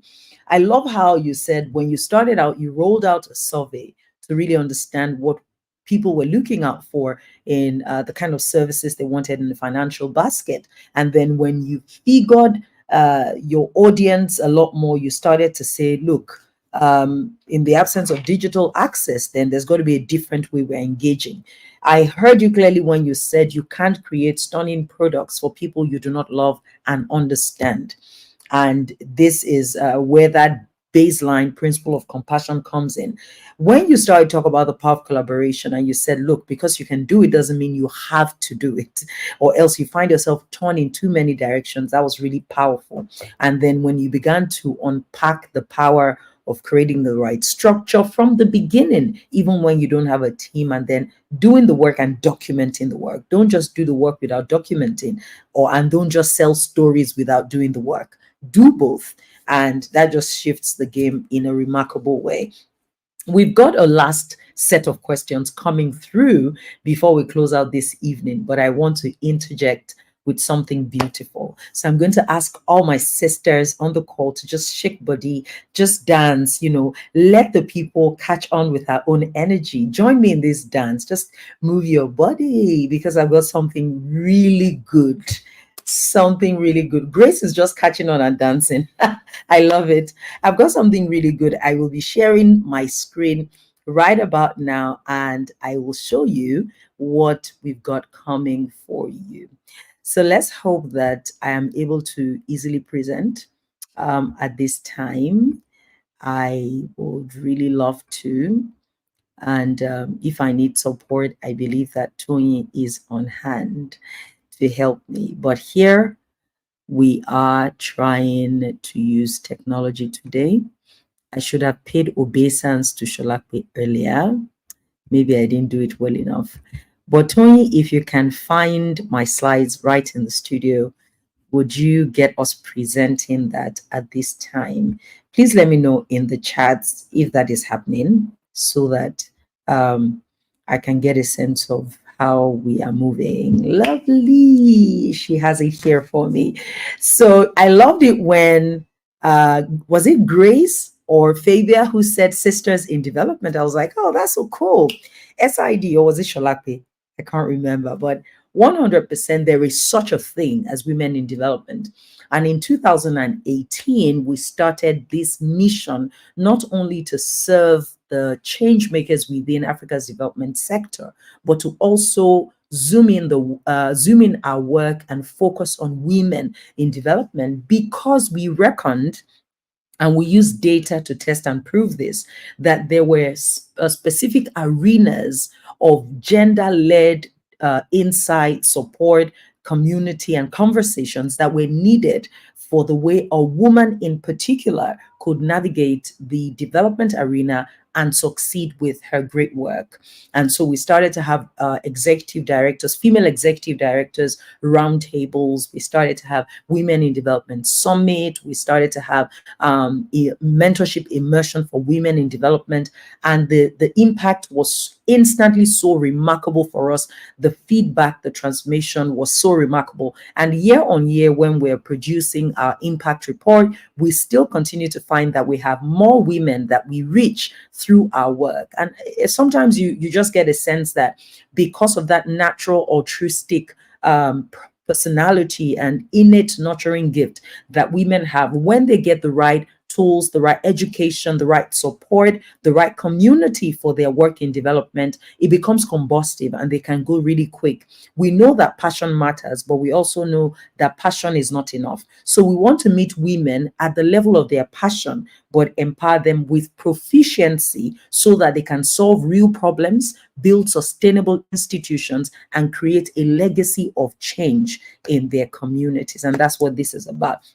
In 2024, we are live again with something big, something huge, something cool, something remarkable for women in development. And imagine the kind of conversations we've started to have at this intensive. We are looking to take it to the next level at the Women in Development Summit 2024 on Saturday. Imagine it's even a Saturday. In the past, we've had our summits and conferences and dialogues on Thursdays, but we've gotten feedback saying, hey, how about you make it on a day I am absolutely able to be there? And this year it's a Saturday, the 20th of July. We get asked all the time across all my organizations, how do you get this caliber of women into the room? It's always breathtaking.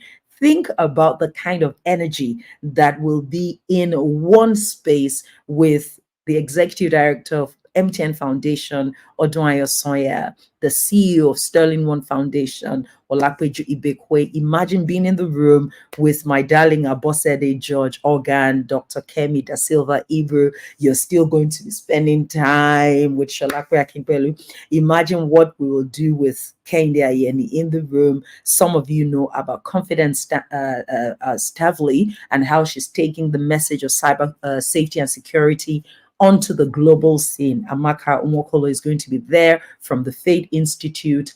And the bigger part beyond this lineup is the specific segments of the summit this year. We're sort of catering to a wider set of issues and conversations, whether you are in top leadership or you are an early stage practitioner, or you're looking out for opportunities and funding. Wherever you are, there are multiple panel sessions that we're getting into at Women in Development Summit this year. The theme is Visionaries of Impact, Women Redefining Global Development, and we mean business. We have in-person access, we have virtual access, just so that wherever you're tuned in from, you are able to effectively join us. As of today, the conference is at 50,000. I almost said $50,000. 50,000 naira, please. 50,000 naira in person. But from now till 11:59 p.m. tomorrow, July 7th, you'd have it for 25,000. That's a 50% discount that I hope that I don't go to bed and wake up tomorrow and be like, what was I doing? What happened? But this is from my team. It's actually my team's gift to everyone. Our program director continued to say, hey, DDK, it's the, respond to the state of the economy because of the kind of resources we put into our conferences and how high impact they always are.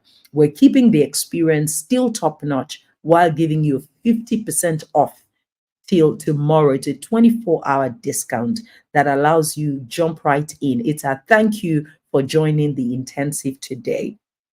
What you must also know is that when you take advantage of this 24-hour discount using the code WID50, you are also going to receive a course from us. DTB, I have a second slide. I have a second presentation that you could pull up. I think it's going to give more details about that course I want to speak about. So if you don't mind, you can give me the second presentation. Let me know if you have easy access to it. And I want to talk a bit about that course because it's a gift. Let me know in the comments if I should speak about it without the slides, or you're able to pull my other presentation up for me. Should I just go ahead? DTB? Do I go ahead? So Yes, the blessing of this, do I just go ahead, or you've got the second yes, slide for please me? go ahead. Yes, please go Oh, ahead. I have it actually. Showing up. It's Yeah, you have it actually. Women, thank you. Women Envisioning and Enabling Africa's Future. We've got a course that will really show you the unique strategies that women in our dispensation can actually use to stand out in creating impactful work for Africa's future. It also really shows you where the continent is and the top development challenges that we are grappling with, and the kind of thinking, the kind of tools, the kind of approaches, impact-driven approaches that you can take to create solutions. So you get that course as well if you sign up between now and 11:59 p.m. WAT tomorrow. You get a 50% discount. I loved it when Fabia was clapping. It confirmed to me that we did the right thing. She was excited that we did it. So, I won't go to bed and wake up and be like, are we sure we can handle this? But that is what we've got for you. If you are joining us virtually, you would be able to access the course for 5,000 naira and not 15,000 naira. So when you get on the link that is already scrolling, ideationhubafrica.org/WID Summit 24, till tomorrow night, you'd be able to get this discount. Again, it will be an extraordinary gift to spend this day with you. Esther said, I registered last week to avoid stories. You're wise. I love it.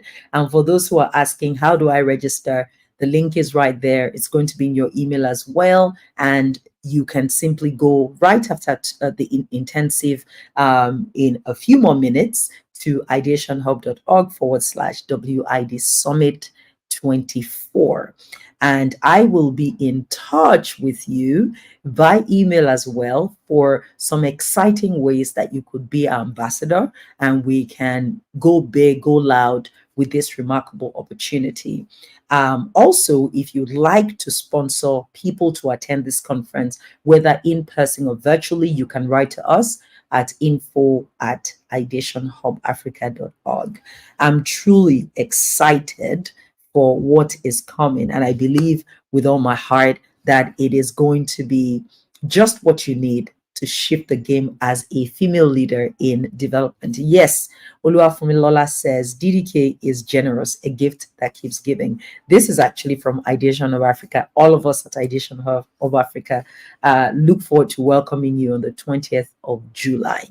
Now to my final question, and thank you to my remarkable speakers for being here with me this evening and just giving us a great conversation. So far, very insightful. My final question, I'll start with you again, Fabia.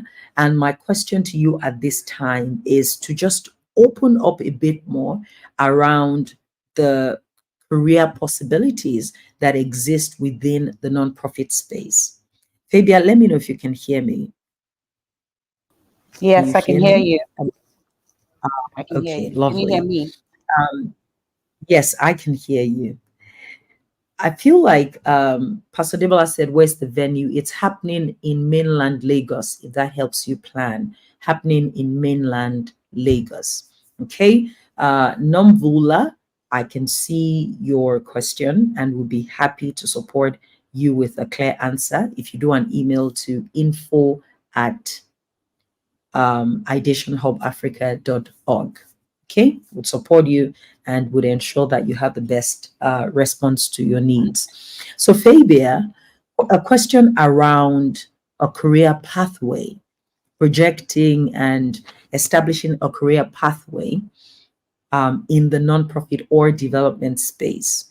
When people get in, maybe as interns or volunteers or program officers, what I often hear is that there isn't an easy to define pathway that assures you step by step by step, I will progress in this sector and I will ultimately come to this level of leadership or impact with my work in a number of years. The kind of thing you could maybe do with banking or do with consulting or do in the private sector. What could you offer as insights for maintaining your momentum in a development sector career that assures you of going on to become a leader in your space and growing your skill set or expertise to succeed within a profiting and impactful career in development? Okay, excellent question. Let me try to unpack it. Okay, so first of all, I think we come in, so we don't, even if you come in as a greenhorn, you are coming in just like you would any career with some some degree of an educational qualification, right? And often it is that qualifications you have that gets you into a job or a workforce. Now, whether that workforce is in the non-for-profit sector, whether it's for-profit sector, you're coming in with something that organization needs, right? So again, I'm speaking to people who are coming into organizations and coming into the sector through the pathway of I didn't found my own organization. I'm joining joining an organization that exists already. So I think you come in with a basic level, a basic skill. And whether you enter the organization because you have accounting skills and so you're going to be working in the finance department, or you come in with managerial skills and so you're going to be doing some level of program management, or you come in with communication skills and so you're going to be doing some level of communications, or whether you come in with a basic degree and you're then put into wherever the need is within that organization, right? You come in with some level of, what would I say, not necessarily practical experience or practical expertise, but there is a starting point. Okay, so it's not that, you just sort of find yourself in this space. So you come in at a starting point with something that you yourself have to offer. Most organizations will, even when they bring in NYSCs, for example, they're looking for something specific to either support on programs, where programs interns, support the accounting department of communications or something. So you start from somewhere. And in that space, like I said, I would say, like, in the first couple of years, you really give yourself, one, the opportunity to do the job that you've been hired to do, but also use that opportunity to really understand the various departments, the various opportunities, the various even the programs. So a lot of people, what I find that a lot of people do, or sort of, and I'm speaking to young people now, is this: okay, I'm hired here to do a job in communications, and I really don't want to know anything about programs, I really don't want to know anything about accounting. I'm already beginning to create barriers. I'm not good with finance. Yes. I wasn't good with maths, so I don't want to know. You have to keep an open mind, and you must have that mindset of learning and continuous learning. And hopefully you work in a structured organization. And now I'm speaking to the leaders. We talked about the importance of structure, right? From the leadership part, if you really want to create sustainability, you plan that your NGO is going to be one, or your nonprofit or your social impact organization is going to be one that stands the test of time. You've got to ensure that you have structures in place. You've got to, and you're not too small to have HR practices, right? Whether you're outsourcing HR practice, or you find a dedicated HR talent to support your organization, or you collaborate to get that function in. You've got people development must be at the center of your structure. Now, going back to those who hopefully find themselves in that sort of structure, hopefully there are things like team meetings, regular team meetings, weekly team meetings, monthly team meetings, where everyone is asked to sort of speak about the work that they do. And that gives an opportunity for learning and cross-learning within the organization. And so why that's important is because oftentimes we, what people say is, sorry, I'm just trying to get my mic back, my earpiece back. Yeah. Okay. So why that's important is because, yes, some organizations are quite small, right? And that's another conversation that I hope I will just touch on at the end, in terms of how we move from, playing at the level of small scale, granular, and just constantly just playing in that space of small impact, to how we really move the needle. Now, yeah. So sometimes it seems like the opportunity within the organization plateaus. But I've said this in other fora, that you can actually create opportunities. When I joined Prenatura International in the early 2000s, there was nothing like a corporate administrative role, right? They were looking for something slightly different in terms of, sort of an administrator, but I didn't have administrative experience to run an NGO. I've never worked in an NGO in my life. I was coming from a law firm. What I did know, and what I used to sell myself that I was the right person for that job, was the fact that I had great stakeholder management skills. And I also had great legal skills, and I felt that there would be a need, right? I had experience serving as company secretary for other nonprofit organizations, and I understood that there was a value in bringing professional legal skills to a structure, and then sort of being because I'd been in teams and I'd seen other people and had, like I said, experiences from a service angle. I knew that I could sort of position myself in a way that I could create additional value. So sometimes I say that because sometimes the jobs don't necessarily exist in the organizations, and they may feel like, oh, we don't have enough funds to, for example, if you find that you now sort of have an interest in communications, but nobody's really talking about communications, and the programs manager doubles as a communications officer and doubles as managing programs, and you can, while still doing that core job that you were employed to do, begin to also harness some of those skills and eventually offer up your skills to create something that didn't exist before within that organization. And that way you suddenly move from being the intern who's sort of boxed into working with the programs manager and doubling as all these other things, so creating a role for yourself that then leads you to becoming communications officer, right? And then from there, you grow, you begin to sort of, remember I talked about niche, you begin to, if that's where you've now sort of found an interest, you can need to now build your niche, get external, get onto external programs, the great programs, for example, that Ideation Hub does. There's, non-for-profit leadership programs for young people like the NPLM program at Lagos Business School. And there are online courses and all kinds of resources out there. You begin to build your capacity. And fortunate or unfortunately, there are great nonprofits that, like I said, really understand that, like just like any other organization, you have to invest in your talent. But there are some that have the intention perhaps, but just cannot afford it. So you have to invest in yourself in building your capacity.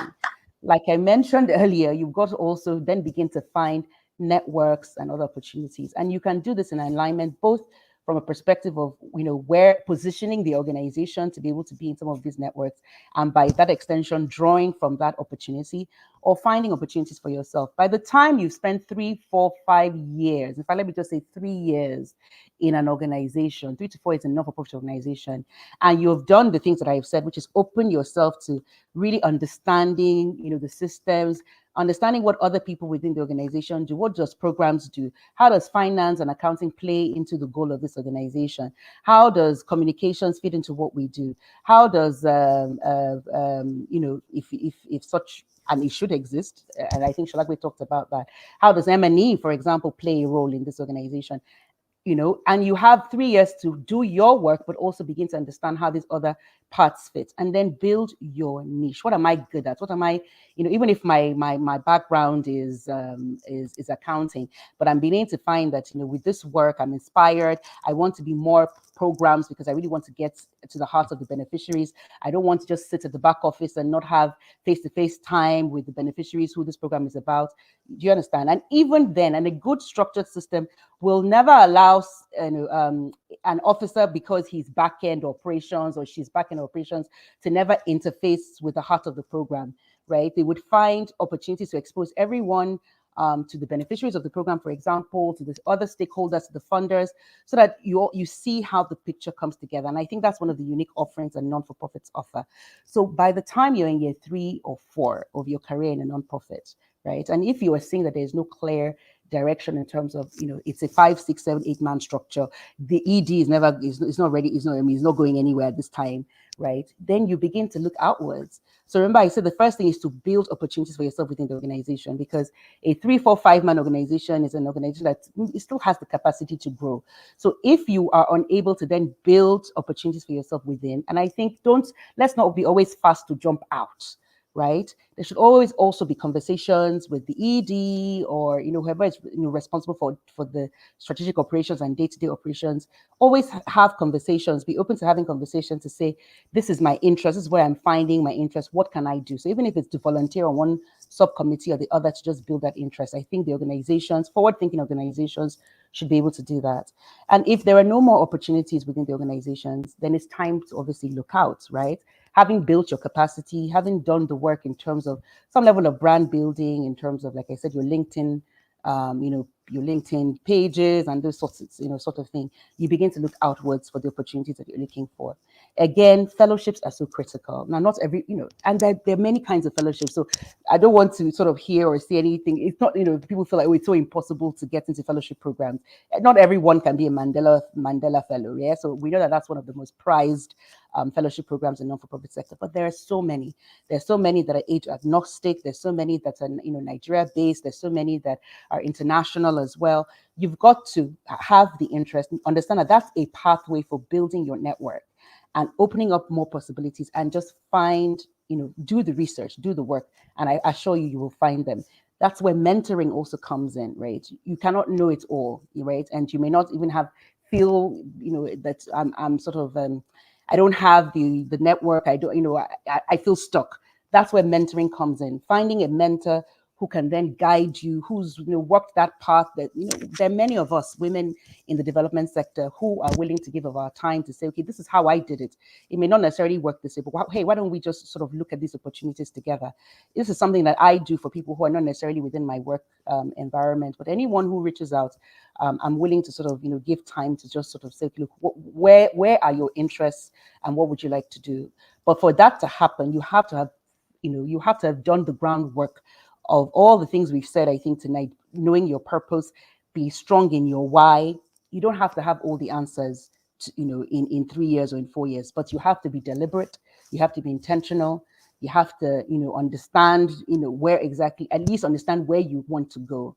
Mentorship would definitely support in building, this career pipeline in the non-for-profit sector. A level of resilience, knowing that it's not the usual, like you say, sort of tidy way. There are some organizations that are really structured, but many unfortunately are not.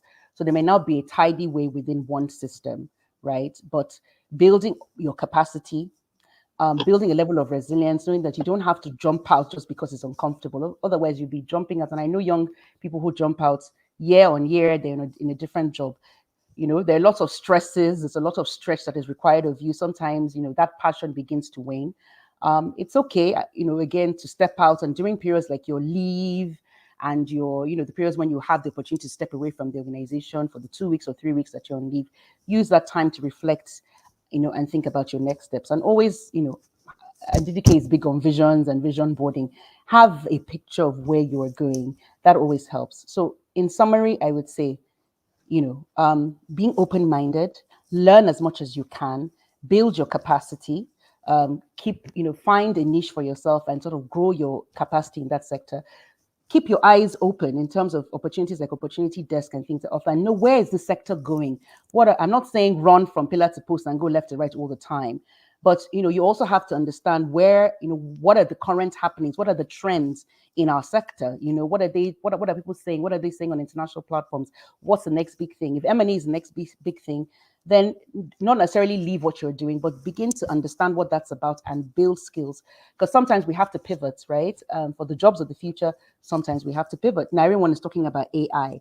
So you've got to just keep your eye on the ball, carve a niche where you can, build some thought leadership, get mentoring so that, the doors can be opened for you, join networks, and, keep your eye on what's happening out there in the market, and make sure, just like with any job, that you continue to be relevant and fit for purpose, so that when those opportunities come, you're ready to grab them.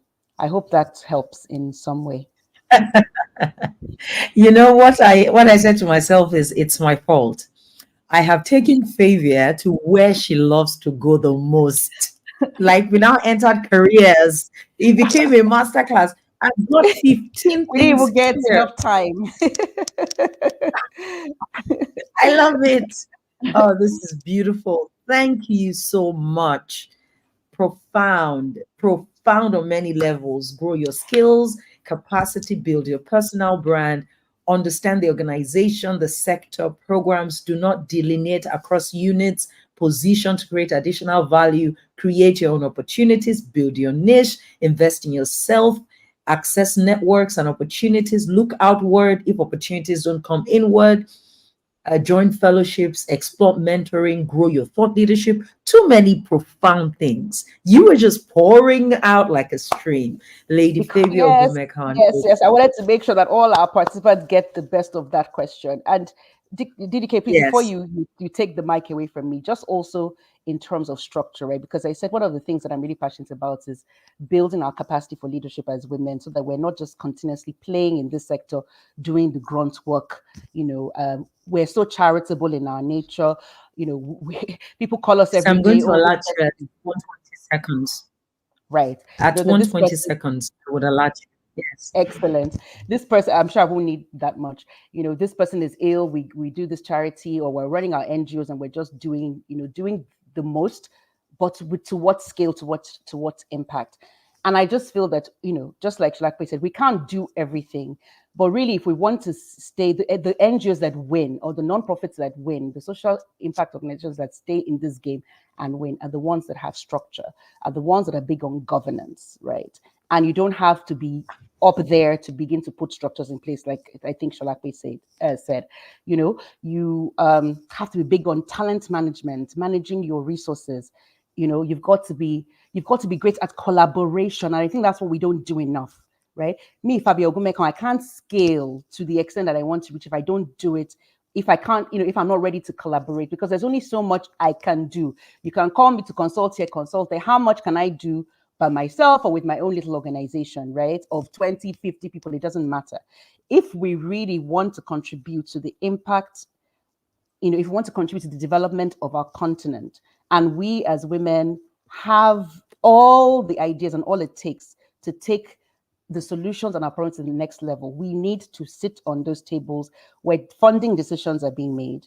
We can't be running kata kata left to right because today they say it is agriculture, tomorrow it's women empowerment, tomorrow is women's rights, and next is reproductive. We've got to be the ones that say this is where the areas of need are. And these are where funding priorities should come to. And we as a collective are able to come together, raise the funding that we need, and support the causes that are truly important to us as Africans. And I think I just will end there. Thank you. I love it. I love this is now when boom, you just drop that mic, that bang is, I love it. Oh, this is so good. It's the kind of thing that gets you thinking and repositioning yourself. Sholape, you have the ground for the closing remarks this evening. If there was something you wanted to say to a female leader working for development, whether even if within for-profit institutions, what is that thing you found that you believe is going to be critical in growing our effectiveness, our impact, and our longevity in the work that we do?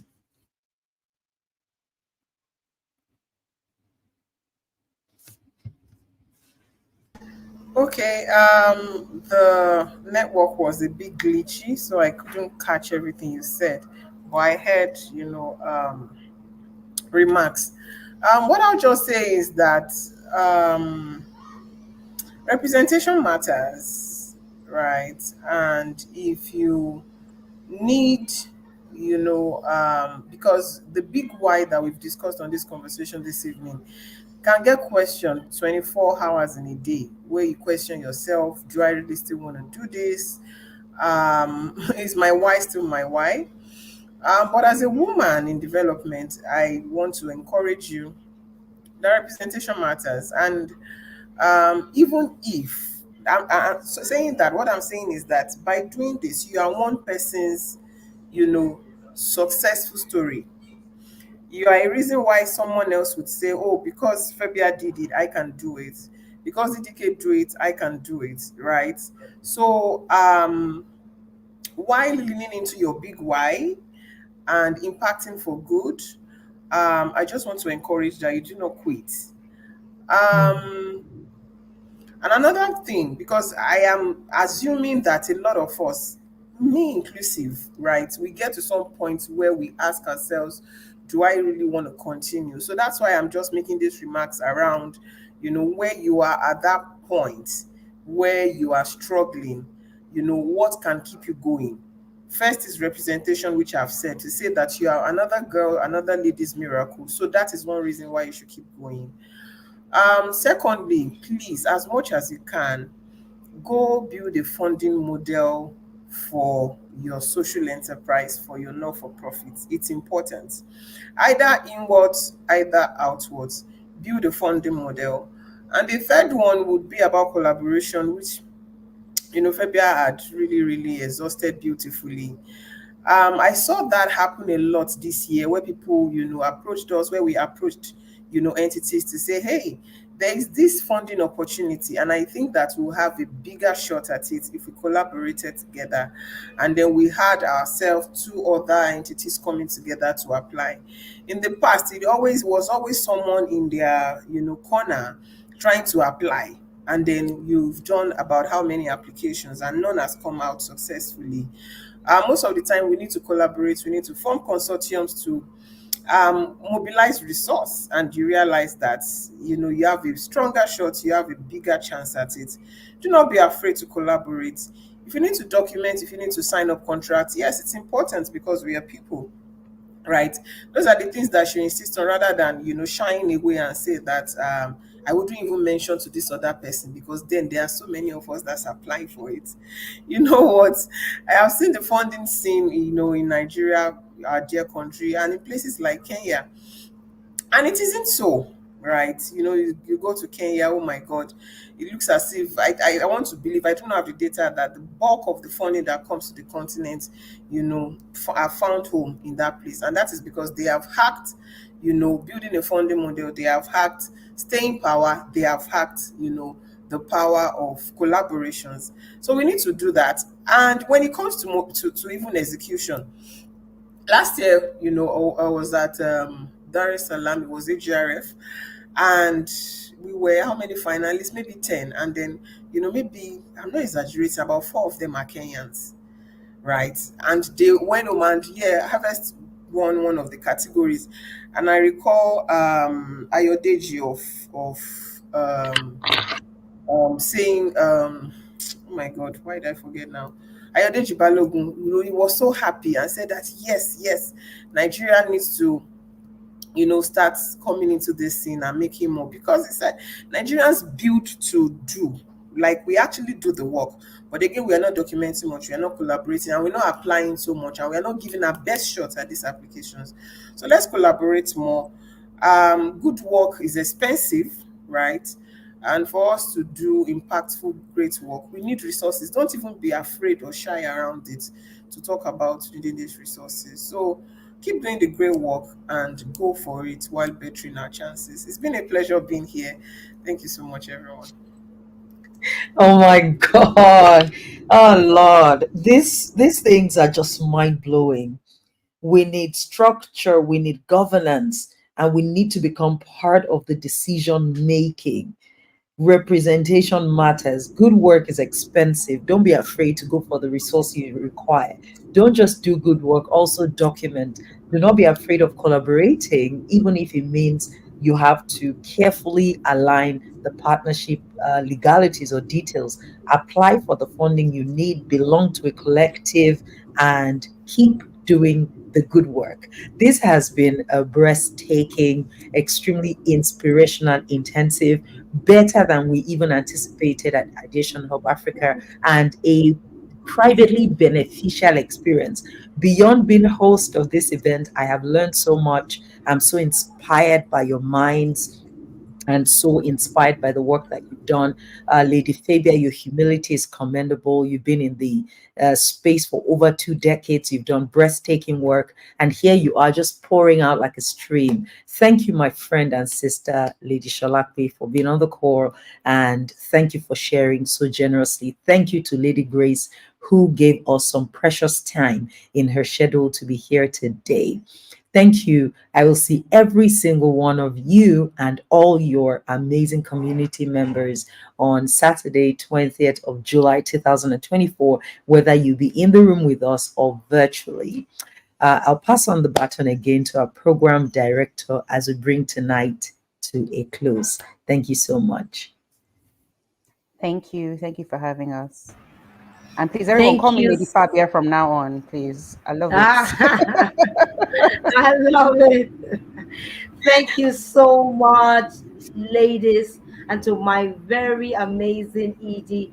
Wow, those questions asked, excellently curated from our amazing speakers, Lady Shalakwe, Lady Fabia, Lady Grace. Thank you for the wealth of insights shared tonight. Very pragmatic. Just as my ED rightly said, so many takeaways for me personally as well. And I'm sure this is the experience of every female change maker tuned in tonight. And we're saying to you, this is just the tip of the iceberg. What you have had tonight is a taster experience. So if you want more, if you hunger for more, if you're thirsty for more, you know what to do. The link is scrolling on the screen, as well as it has been pinned in the comment section. Please dive right into those links, click on them, and of course, do the needful. Do not procrastinate. I'm sure we don't have Toyin, such powerhouses like that. Can DTB, you can you hear am I the only one who is seeing a black screen? Am I the only one seeing a black screen for Toyin? can you see me now? I can Am I see back her. now? I can see her. Oh, you can see her. Yeah. Yes. Okay. Okay. Okay. Lovely then. All right. Okay. Um, okay. So please do the needful and register right away. Do not procrastinate. And as is earlier mentioned, we don't have such powerhouses in our midst. We have visionary women who go for the jugular, who make out time to do what is right at the moment. So please do the needful and keep the appreciation comments coming in. Thank you once again to ED and our amazing guest speakers tonight. Thank you for making our time. Please, thank you once again. And of course, thank you once again to everyone. Thank you, moms. And we look forward to seeing you at the Women in Development Summit 2024. All right. Thank you to everyone. And of course, please do the needful. We encourage you to please do the needful. Okay. Please do the needful by registering, right? Keep the comments coming in and don't just keep the comments coming in. Do something um, remarkable by sharing this link with every other female visionary in your space, right? Share this link with them, get them to watch the intensive, as well as register for the summit, right? Please be our ambassadors, right? I trust you. You do the needful. Where you would also make a blast around the forthcoming summit.